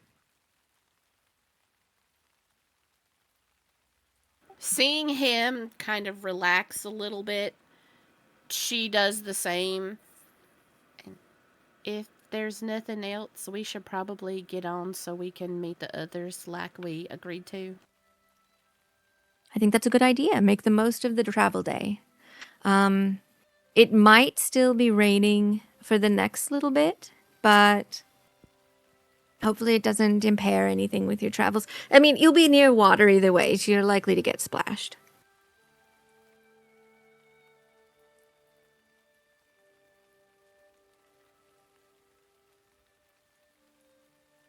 I do wish you luck wherever it is that you're going and for whatever reason. Many thanks. Mm-hmm. And Serafina, Don't forget the chest. Yeah, she'll stand up and kind of like look at the chest and look to Merrick and look at the chest and look to Merrick. Merrick picked it up. I can't carry it. I could, but I don't want to right now. We want to just pour this into the bag. I thought about that too. Just put the chest in the bag. How Dante are you gonna put looks a at the chest in a bag? dimensions. Dante looks How at the about that? dimensions. Does it look like it could go in the bag of holding? The whole chest? It could, yeah. Like, I think altogether, this amount of gold, I want to say probably weighs less than 100 pounds. I'm going to the internet and seeing what nerds on Reddit have said. There's usually a weight limit. It's 500 pounds Yeah. for the bag of holding. Yeah. And like a, what is it? 12 by 12 Could cube or be- some shit. According 16 by to 16. Stephanie on Quora, a coin itself is 0.02 pounds, which 3,000 of those makes 60 pounds. I would think it'd be way less than 100 pounds if I'm able to just easily pick it up. 60 pounds. Plus the chest is Yeah, I know. probably like 65 pounds. And that's 3,000? Mm-hmm. Okay. It is in the bag of holding. Okay. How did you fit that in your bag? He's got a big mouth. The bag does look like, basically it's got a face stitched onto it, and the flap is like the top of the mouth, and then the under the flap is the bottom of the mouth. So it does sort of look like he's like stretching open a mouth and shoving it in. It's very Renner-like if you think about it. She's just eyeing you very suspiciously. She's never seen a bag of holding before, and she wasn't there when they bought it. Mm-hmm. Oh, we just bought this. It's a magic bag. It's empty, but we can fill it with stuff. She's still just side-eyeing you as she goes to leave. You guys are all able to retrieve your things, and I will say, just for the ease of everything, where you meet on the steps, it is the original, the OG party converging. So Adriel, Callum, Dante, Merrick, Serafina, Mockery, and Kincaid. Okay, but when we got back, I told Dante that he had 30 minutes to figure out how to not be an accidental asshole. And I put emphasis on accidental because I want him to understand that I realize that sometimes he doesn't mean to fuck up. Do you receive this message with light and love, Dante? I received this message with light and love. There is kind of like, I think, a sort of like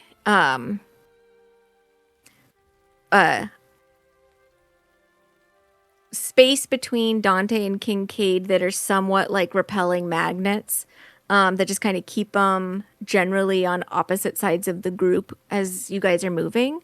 But you do make your way up and out to Upper Wisterden and are able to follow signs that take you beyond. So you're not sort of within the lack of walls of Wisterden, but not in the city proper, but following a broader road. I'm just going to bring you guys back to the map because the actual port of Wisterden is a ways out from it. And so you guys actually travel for a couple of hours. Well, did anybody want to go back to the magic shop and do shopping now that we have our did you guys want to?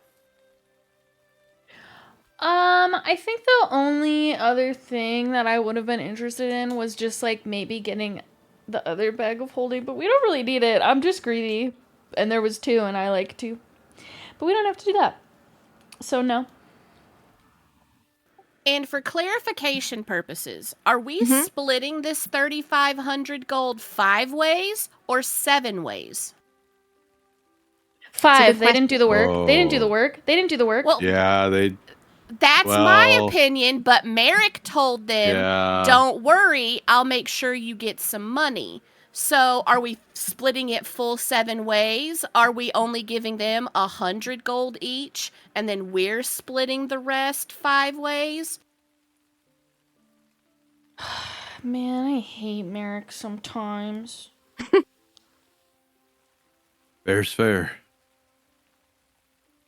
I definitely don't think they should get a full share. I love them, but I almost died. Dante almost died. Like, we fought 2 undead gorillas. You guys did do that. How much is it split? 700. 7 ways? 5 ways. 7 ways is 500 each. 5 ways is 700 apiece.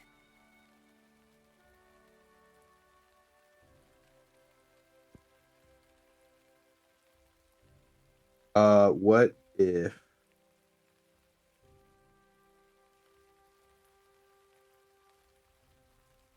Their payment is boat.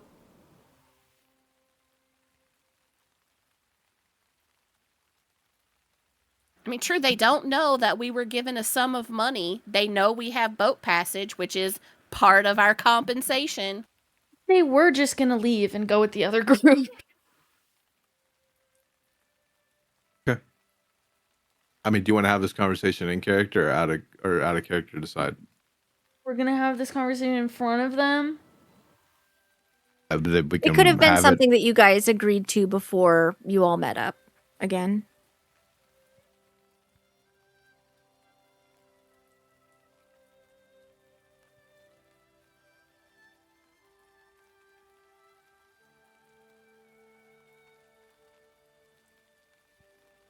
The only reason I was asking, because I was kind of interested in the robe of useful items because it just sounds cool, but it was 400 gold. If I'm only getting 500, I have to give Dante 80, and then if that's 400, I have almost no gold left.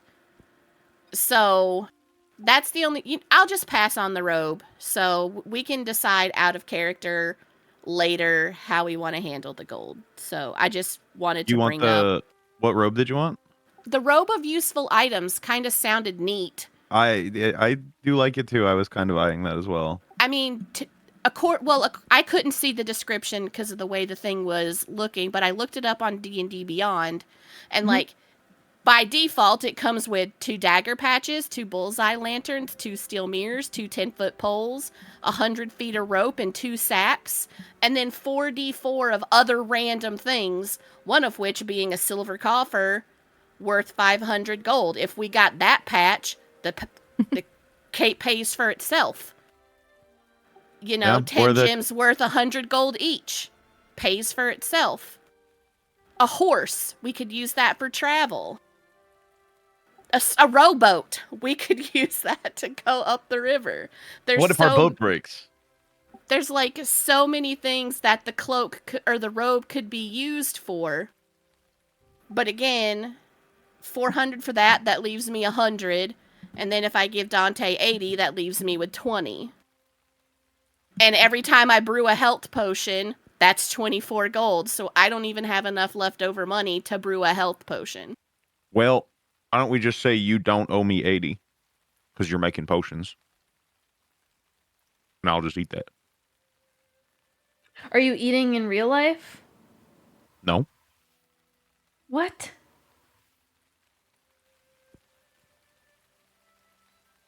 Chewing on his words.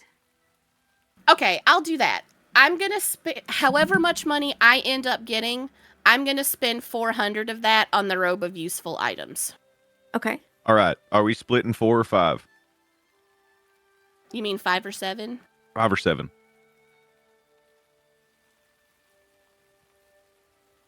It sounds like you guys had decided to split it 5 ways. Okay. And then we're giving them some, or we're giving them nothing, just the boat?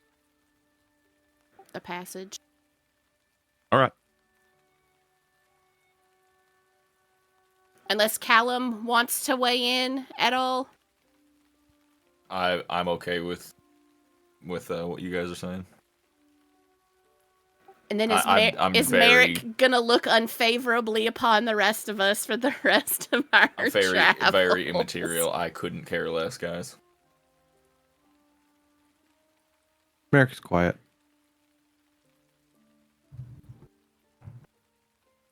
Okay. Can make the purchase as you would like to. Well, currently I don't have the gold, so are we? If just you guys want to, you can say that like the bag of holding is containing like all of these thousands of gold because it's really, really heavy. But in you can like basically deduct from the bag of holding 400 for her if you guys want to do like accounting for it, and then add it to your sheet, Seraphina, so you can make the purchase.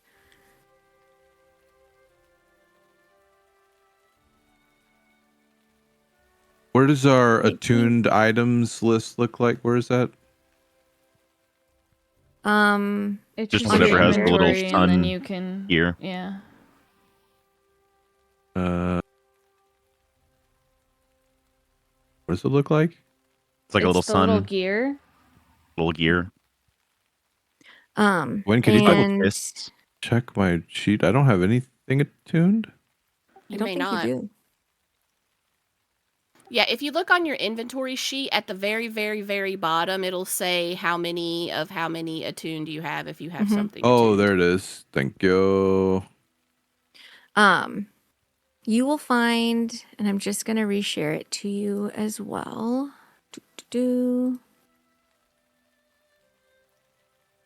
God, I can't see any of this, and it's driving me fucking crazy. I can't even highlight it. Yeah, I tried doing that too. Party. Yeah. You guys should. We can't see Oh, anything hold on. other than description. I see a disco ball. Hold on. I'm pondering that orb.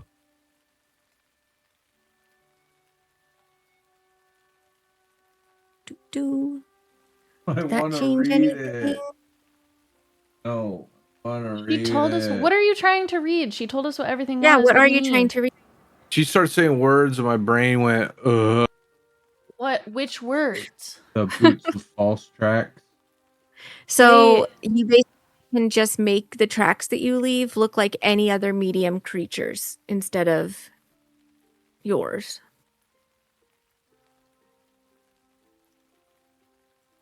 Cloak of protection's pretty cheap, y'all. Is it? I didn't see how much Considering it was. 400. 400. Do it. Oh, that was pretty cheap. A Who's nail. who's got shit AC? Me, Let me try this again. What is it? 13, 16 if I have mage armor Why on. does it only show Only if I'm ready. that?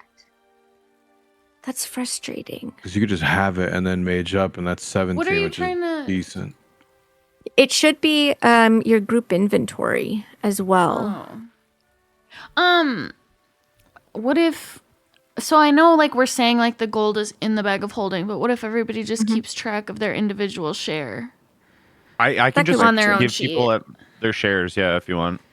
Like, we can Yeah, just easier. do it on our sheets, and then obviously if we You like can- role play, just like getting the money from the bag of holding, like we don't just have it on us all the time.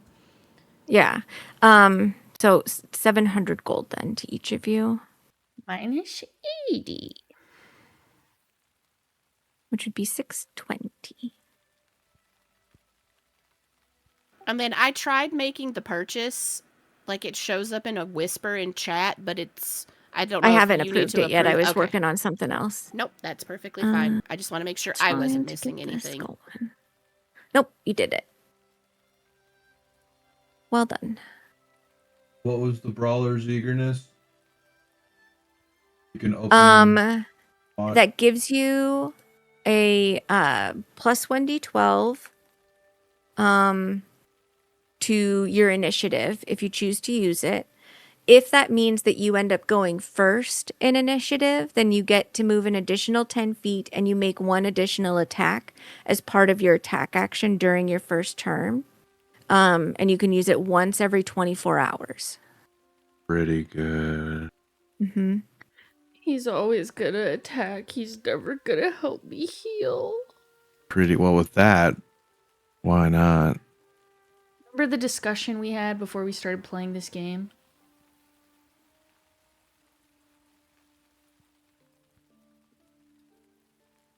No, I don't. The silence is deafening.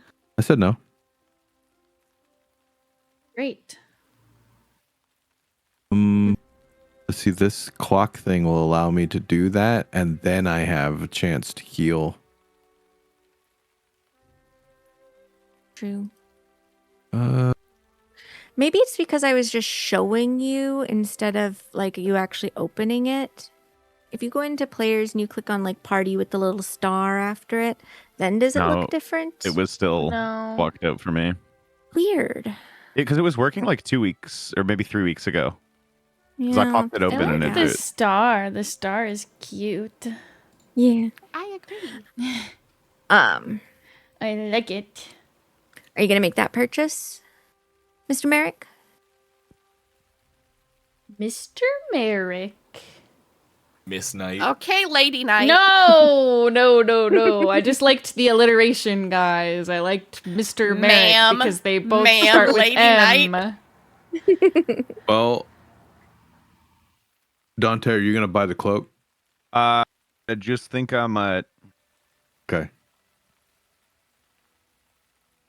Yeah, I'm gonna buy it. Okay. I mean, you know, what's gold to me? I lived with 7 for a week. I don't Yep. want to be broke, but I am broke.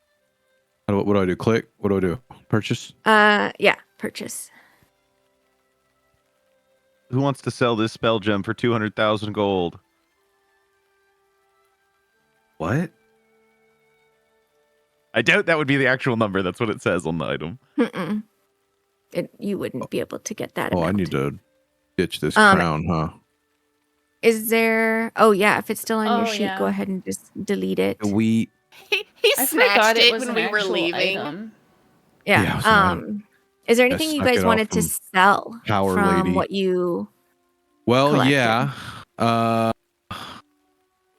You guys have it. I think we should sell to replenish some of the gold we've just spent.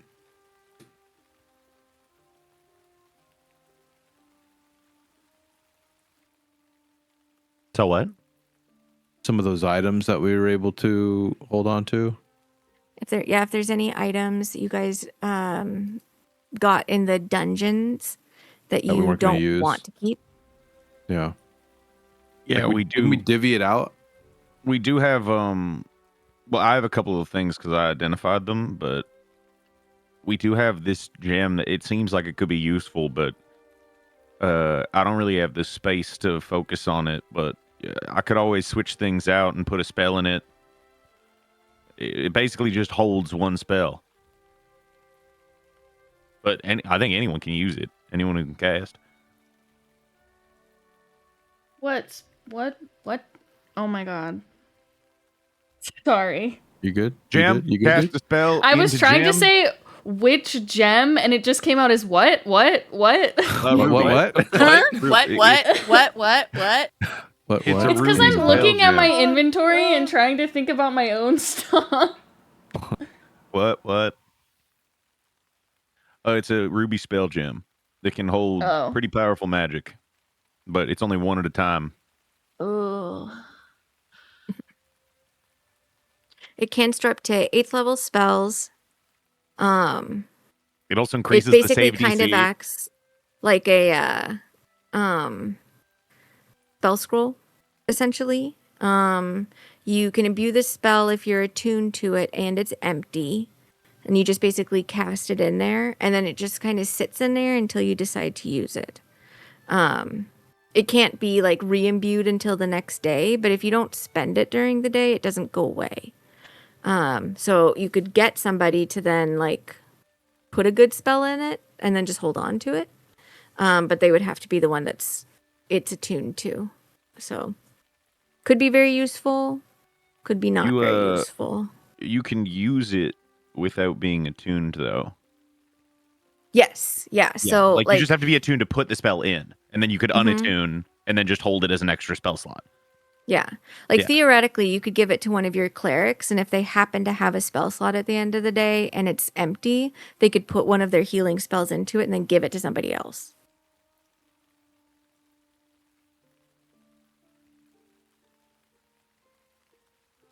So we have that.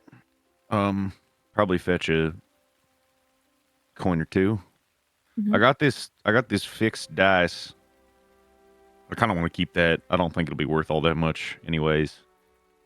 And then we got this gem, but I think it might be helpful in the future. This other gem that lets you like disguise yourself. You can like change your clothes. And you can also make a pile of fake money with it for an hour. Mhm. But you know, that's a tricky thing to put yourself in. Past that, that's all I got in terms of selling stuff in replacement. Unless we want to sell a tablet. No. Did anyone else have iPad kids, things? am I right? I have that ring that makes it so you can succeed on holding on to a spell. I just thought we would hold on to it because that sounds good. I mean, I have that circlet that let me cast the Scorching Ray. If I learned how to do the spell without the circlet, I mean, theoretically, we could get rid of we could sell the circlet, unless someone else wanted it to also be able to do it. Or, I mean, we can hold on to it and decide later, but, I mean, that's something to think about. Yeah, I never bat an eye at free magic, but also money's nice. Can we find out how much that gem illusion gem thing who fetches? You'd probably be able to sell it for half its value, unless you're selling it to somebody who's actually going to use it. So, like, if you're selling it to a shop, you'll probably get 200 for it, unless you have a really good relationship with that shop owner. And then if you're selling it to somebody who'd actually use it, you could get 400, which is its value.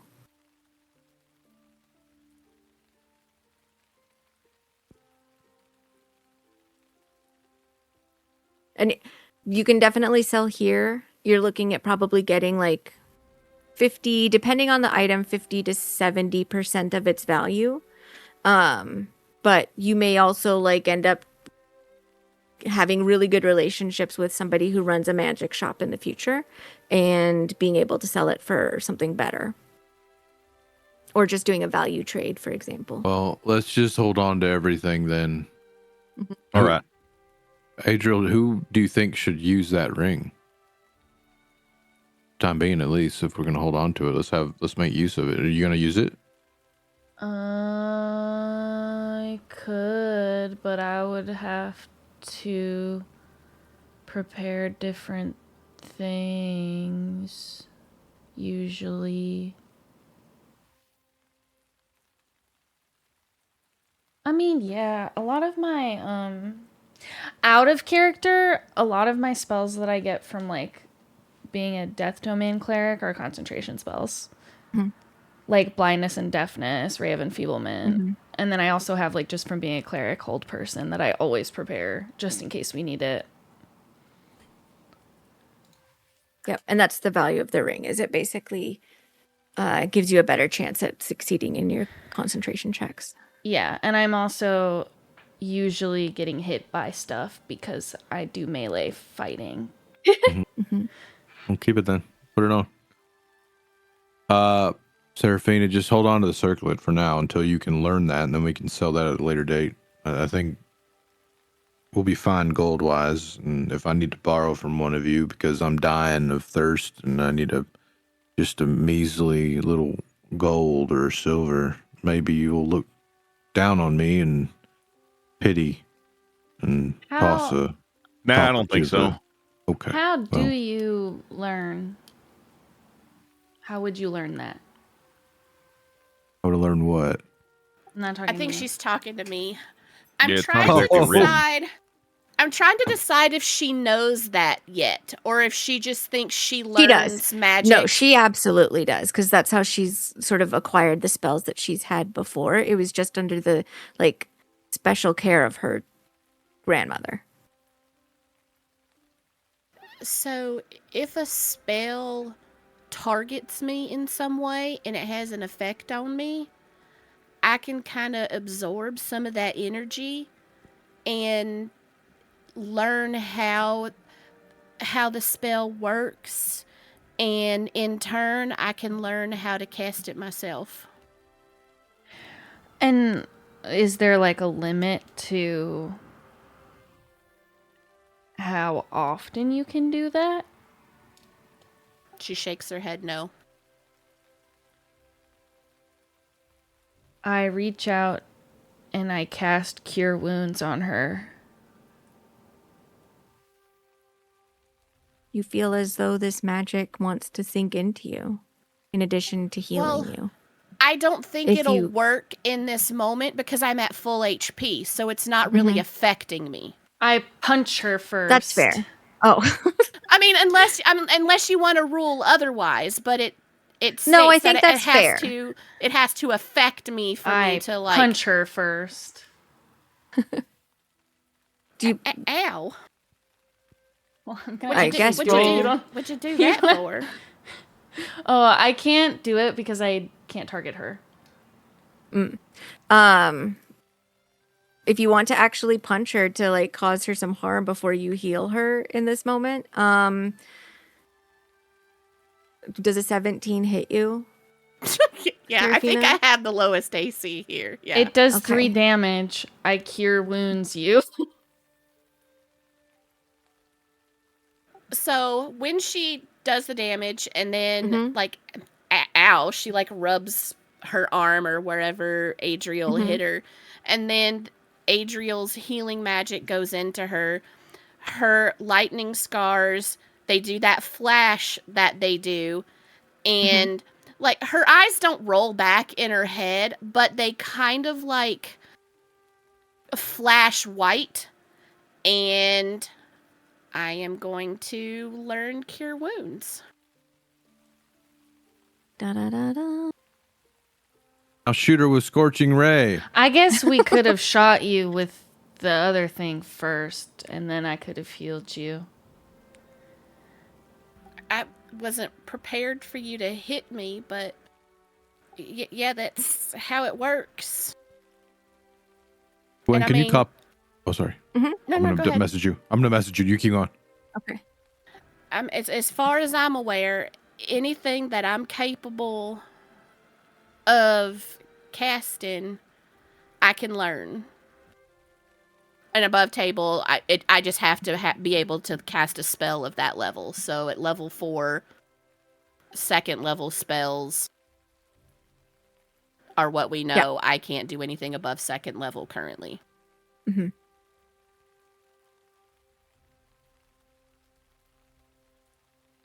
Am I okay to add Cure Wounds to my You sheet? may. You I don't may. really have anything I could give you unless I fucking blast the shit out of you. So Well, I mean, anything. It doesn't have to be. I mean, and she kind of motions to Adriel having cured her wounds. I mean, anything. It could be sending me a message or. And then she looks to Merrick for a second, like she's going to say something, and then she stops. I mean, it could be anything. I just don't. I mean, I could. You want to learn mage armor? I mean, we don't have to do this right here. I'm just saying. I don't. Right now? Most of the things I can do are things that I do to myself or I blast. I will say you guys are looking at multiple days of travel on a boat. So there could be some strategic spell casting, either while in traveling or when you guys like move to the shore to make camp for the night or anything also- like that. I also, as we're on this boat, I suddenly stop and I look at everybody and I just go, by the way, Robin told us that there was a brown snake in the water, and if we don't pay attention to it, we'll drown. The hell does that even mean? I don't know. A spider told her. Okay, a brown snake. What would a spider think a brown snake is that isn't necessarily a brown snake? A big tree root? I don't Is know. there- Well, we're not on the boat just yet, I don't think. Unless you guys want to fast forward onto the boat. I don't know if you were potentially doing other purchases or trades. But yes, I think that's good information to share at that point or in the shop, wherever. As Did far you as guys want to fast forward purchases, to the boat? as far okay. as purchases, I'm done with purchases. I've purchased. You don't what I want that need. robe Oh, I bought it. of useful items? Yeah. Yeah. Oh, She bought it probably before we got shouldn't our see stuff. that because it's fucking lightest gray, burn my retinas. Like MW2 Okay, good. flashbang, I'm glad you bought right? it. Yeah, that was like the I first thing that we bought. Yeah. I thought it was the Did cloak of prot. you add it to your sheet? Did it end up going on there, Serafina? The robe of It's there. Okay. awesomeness. Yes, it's there. Can you roll 44? God, roll high, please. I'm looking at some of the shit that we might be able to roll I know, for. I know, and I know. Tasty. Okay, I can do this. Literally always believed in you. Guidance. I don't know. That's the thing. No, you can't. guide. Extra D4.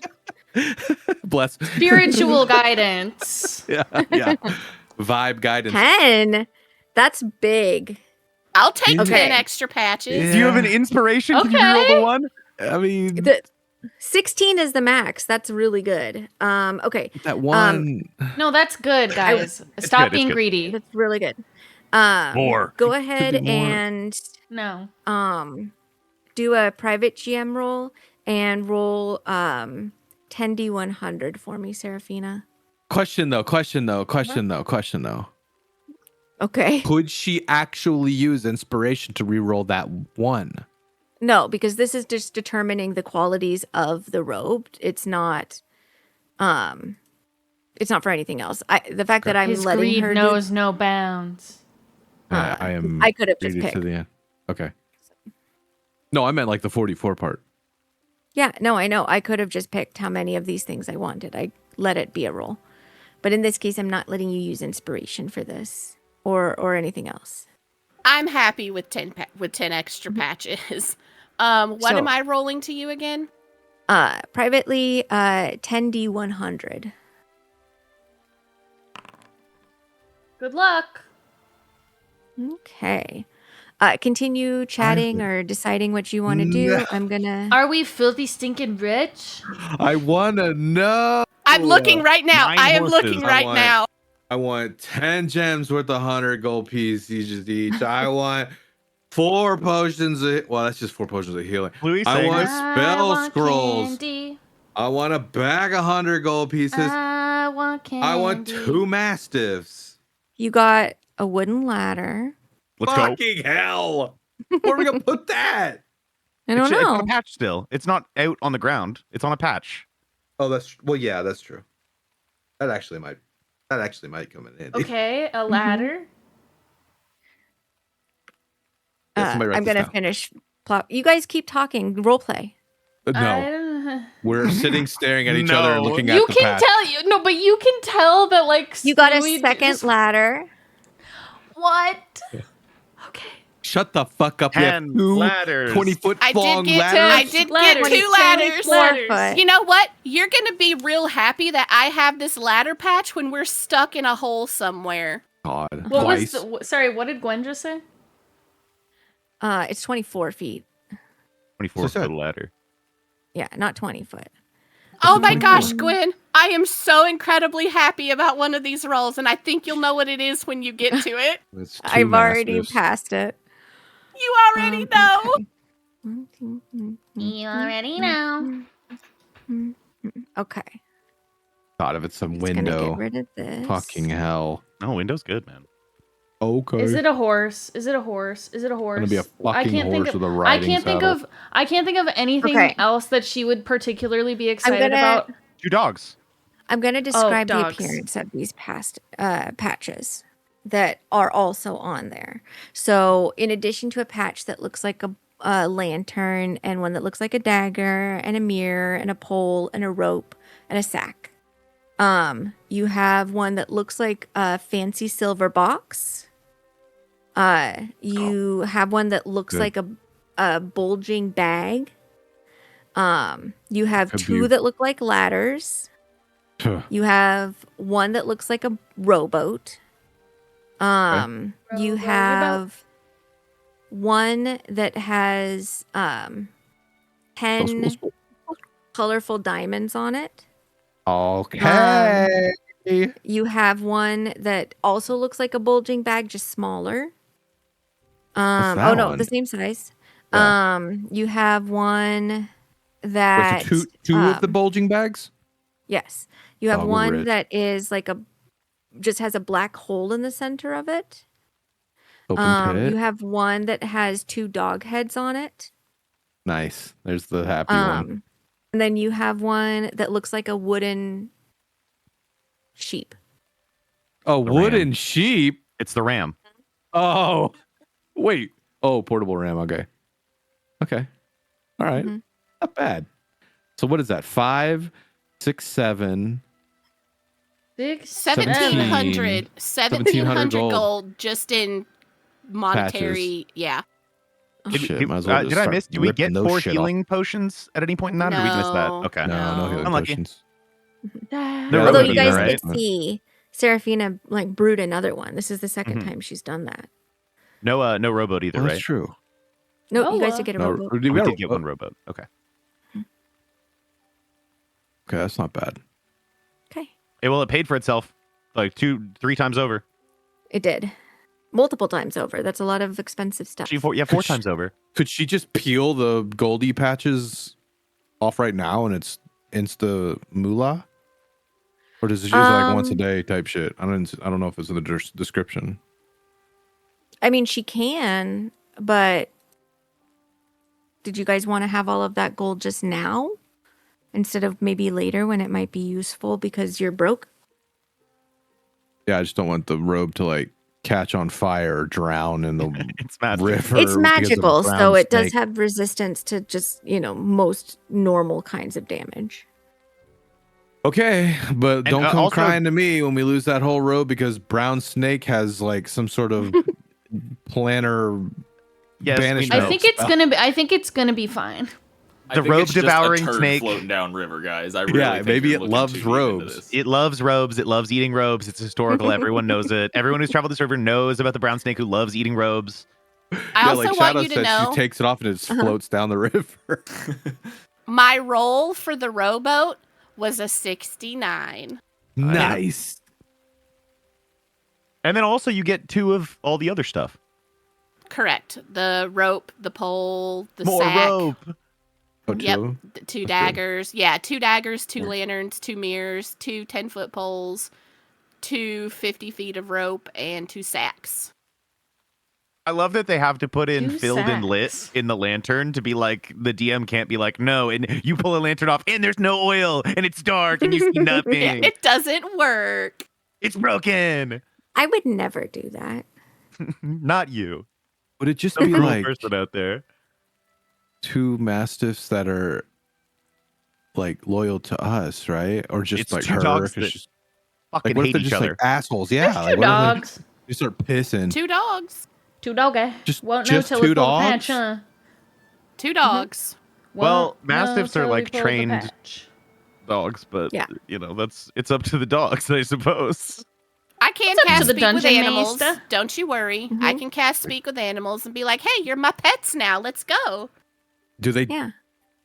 do they disappear or they just now are with It's a us? real No, animal. it just becomes the real animals. Okay, we're Causing not pulling it to that thing become until, the object or creature it represents. No, we're not pulling So- that I'm telling shit Pip that until you're the trying to end get of more campaign. pets. Yeah, we're not walking around with 3 goddamn animals, one of which is not even real. Wait, do you not remember in Andrew's game? I pulled a horse Bro. off my cloak of useful items, and then we just had to let him go because we couldn't take him on the boat. Yes, I just dude. went, goodbye, my horse. I just let In him my fucking- campaign, fuckers have like animals running around and only 2 people sort of use them. Oh.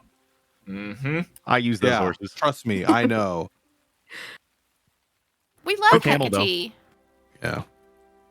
What You is my guys- hush root gonna do when it's sleeping all the time? I can It's a do sleepy shit little when you're in a guy. fight. Yeah, to be fair, I've we haven't used fought. it in a fight before. Yeah. What was I gonna pull it out in the fight where everything got blown up with fireball immediately? No, Coulda. Yeah. Chunked it in the air a little bit. no. Put it on the roof. The next time we play, you guys will get to really meet Captain Chester Evans God. Sorry. That's right, Chester. and Evans. see Knew it was what a weird name. out.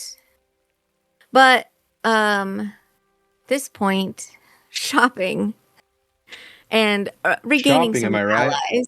I hate has- shopping. Hey, that was a pretty good Has shopping used though. It's your- a good haul.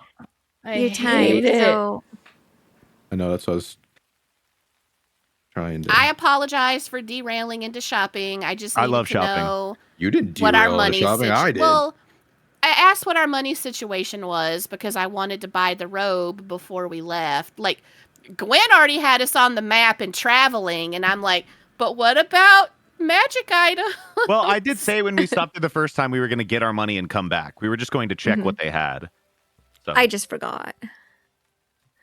But yeah, it was good. You guys you will have made your way to the docks by the time we meet up next time, and we'll have all of your new magical goodies or your gold otherwise, in order to take off for the rest of your adventure, the remainder of your journey towards Troth. And you have a good bit of the day to go.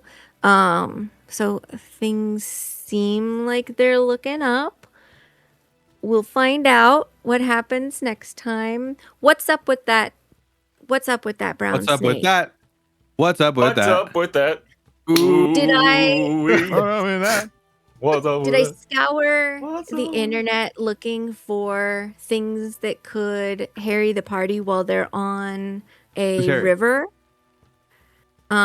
We decide to Is walk. one of those things a giant anaconda? Because I've recently seen the Anaconda movie and it was scary and I That was liked the First it. time? Oh, I hate Wait, steaks. Did you watch the original or the remake with Jack Black? I've seen both of them, obviously, but it was Okay. the remake that I saw recently. Okay. I haven't seen the Could it remake be yet. something else completely different? I mean, she speaks figuratively a lot of the time. Robin does. So Picture root. Somebody's gonna have their wang out. Who knows if you have a guest? You can. I promise that's We not gotta it. wrap I this mean, up. We gotta At wrap the this very up. end, I she need to just leave. showed us Chester Evans. If you guys have any ideas of what that snake might be, you can put it into Pinky Pack spoilers. I Oh, I promise will. it's not anybody's No. nakedness. We don't need any unsolicited pics from Spalooey in the spoilers channel.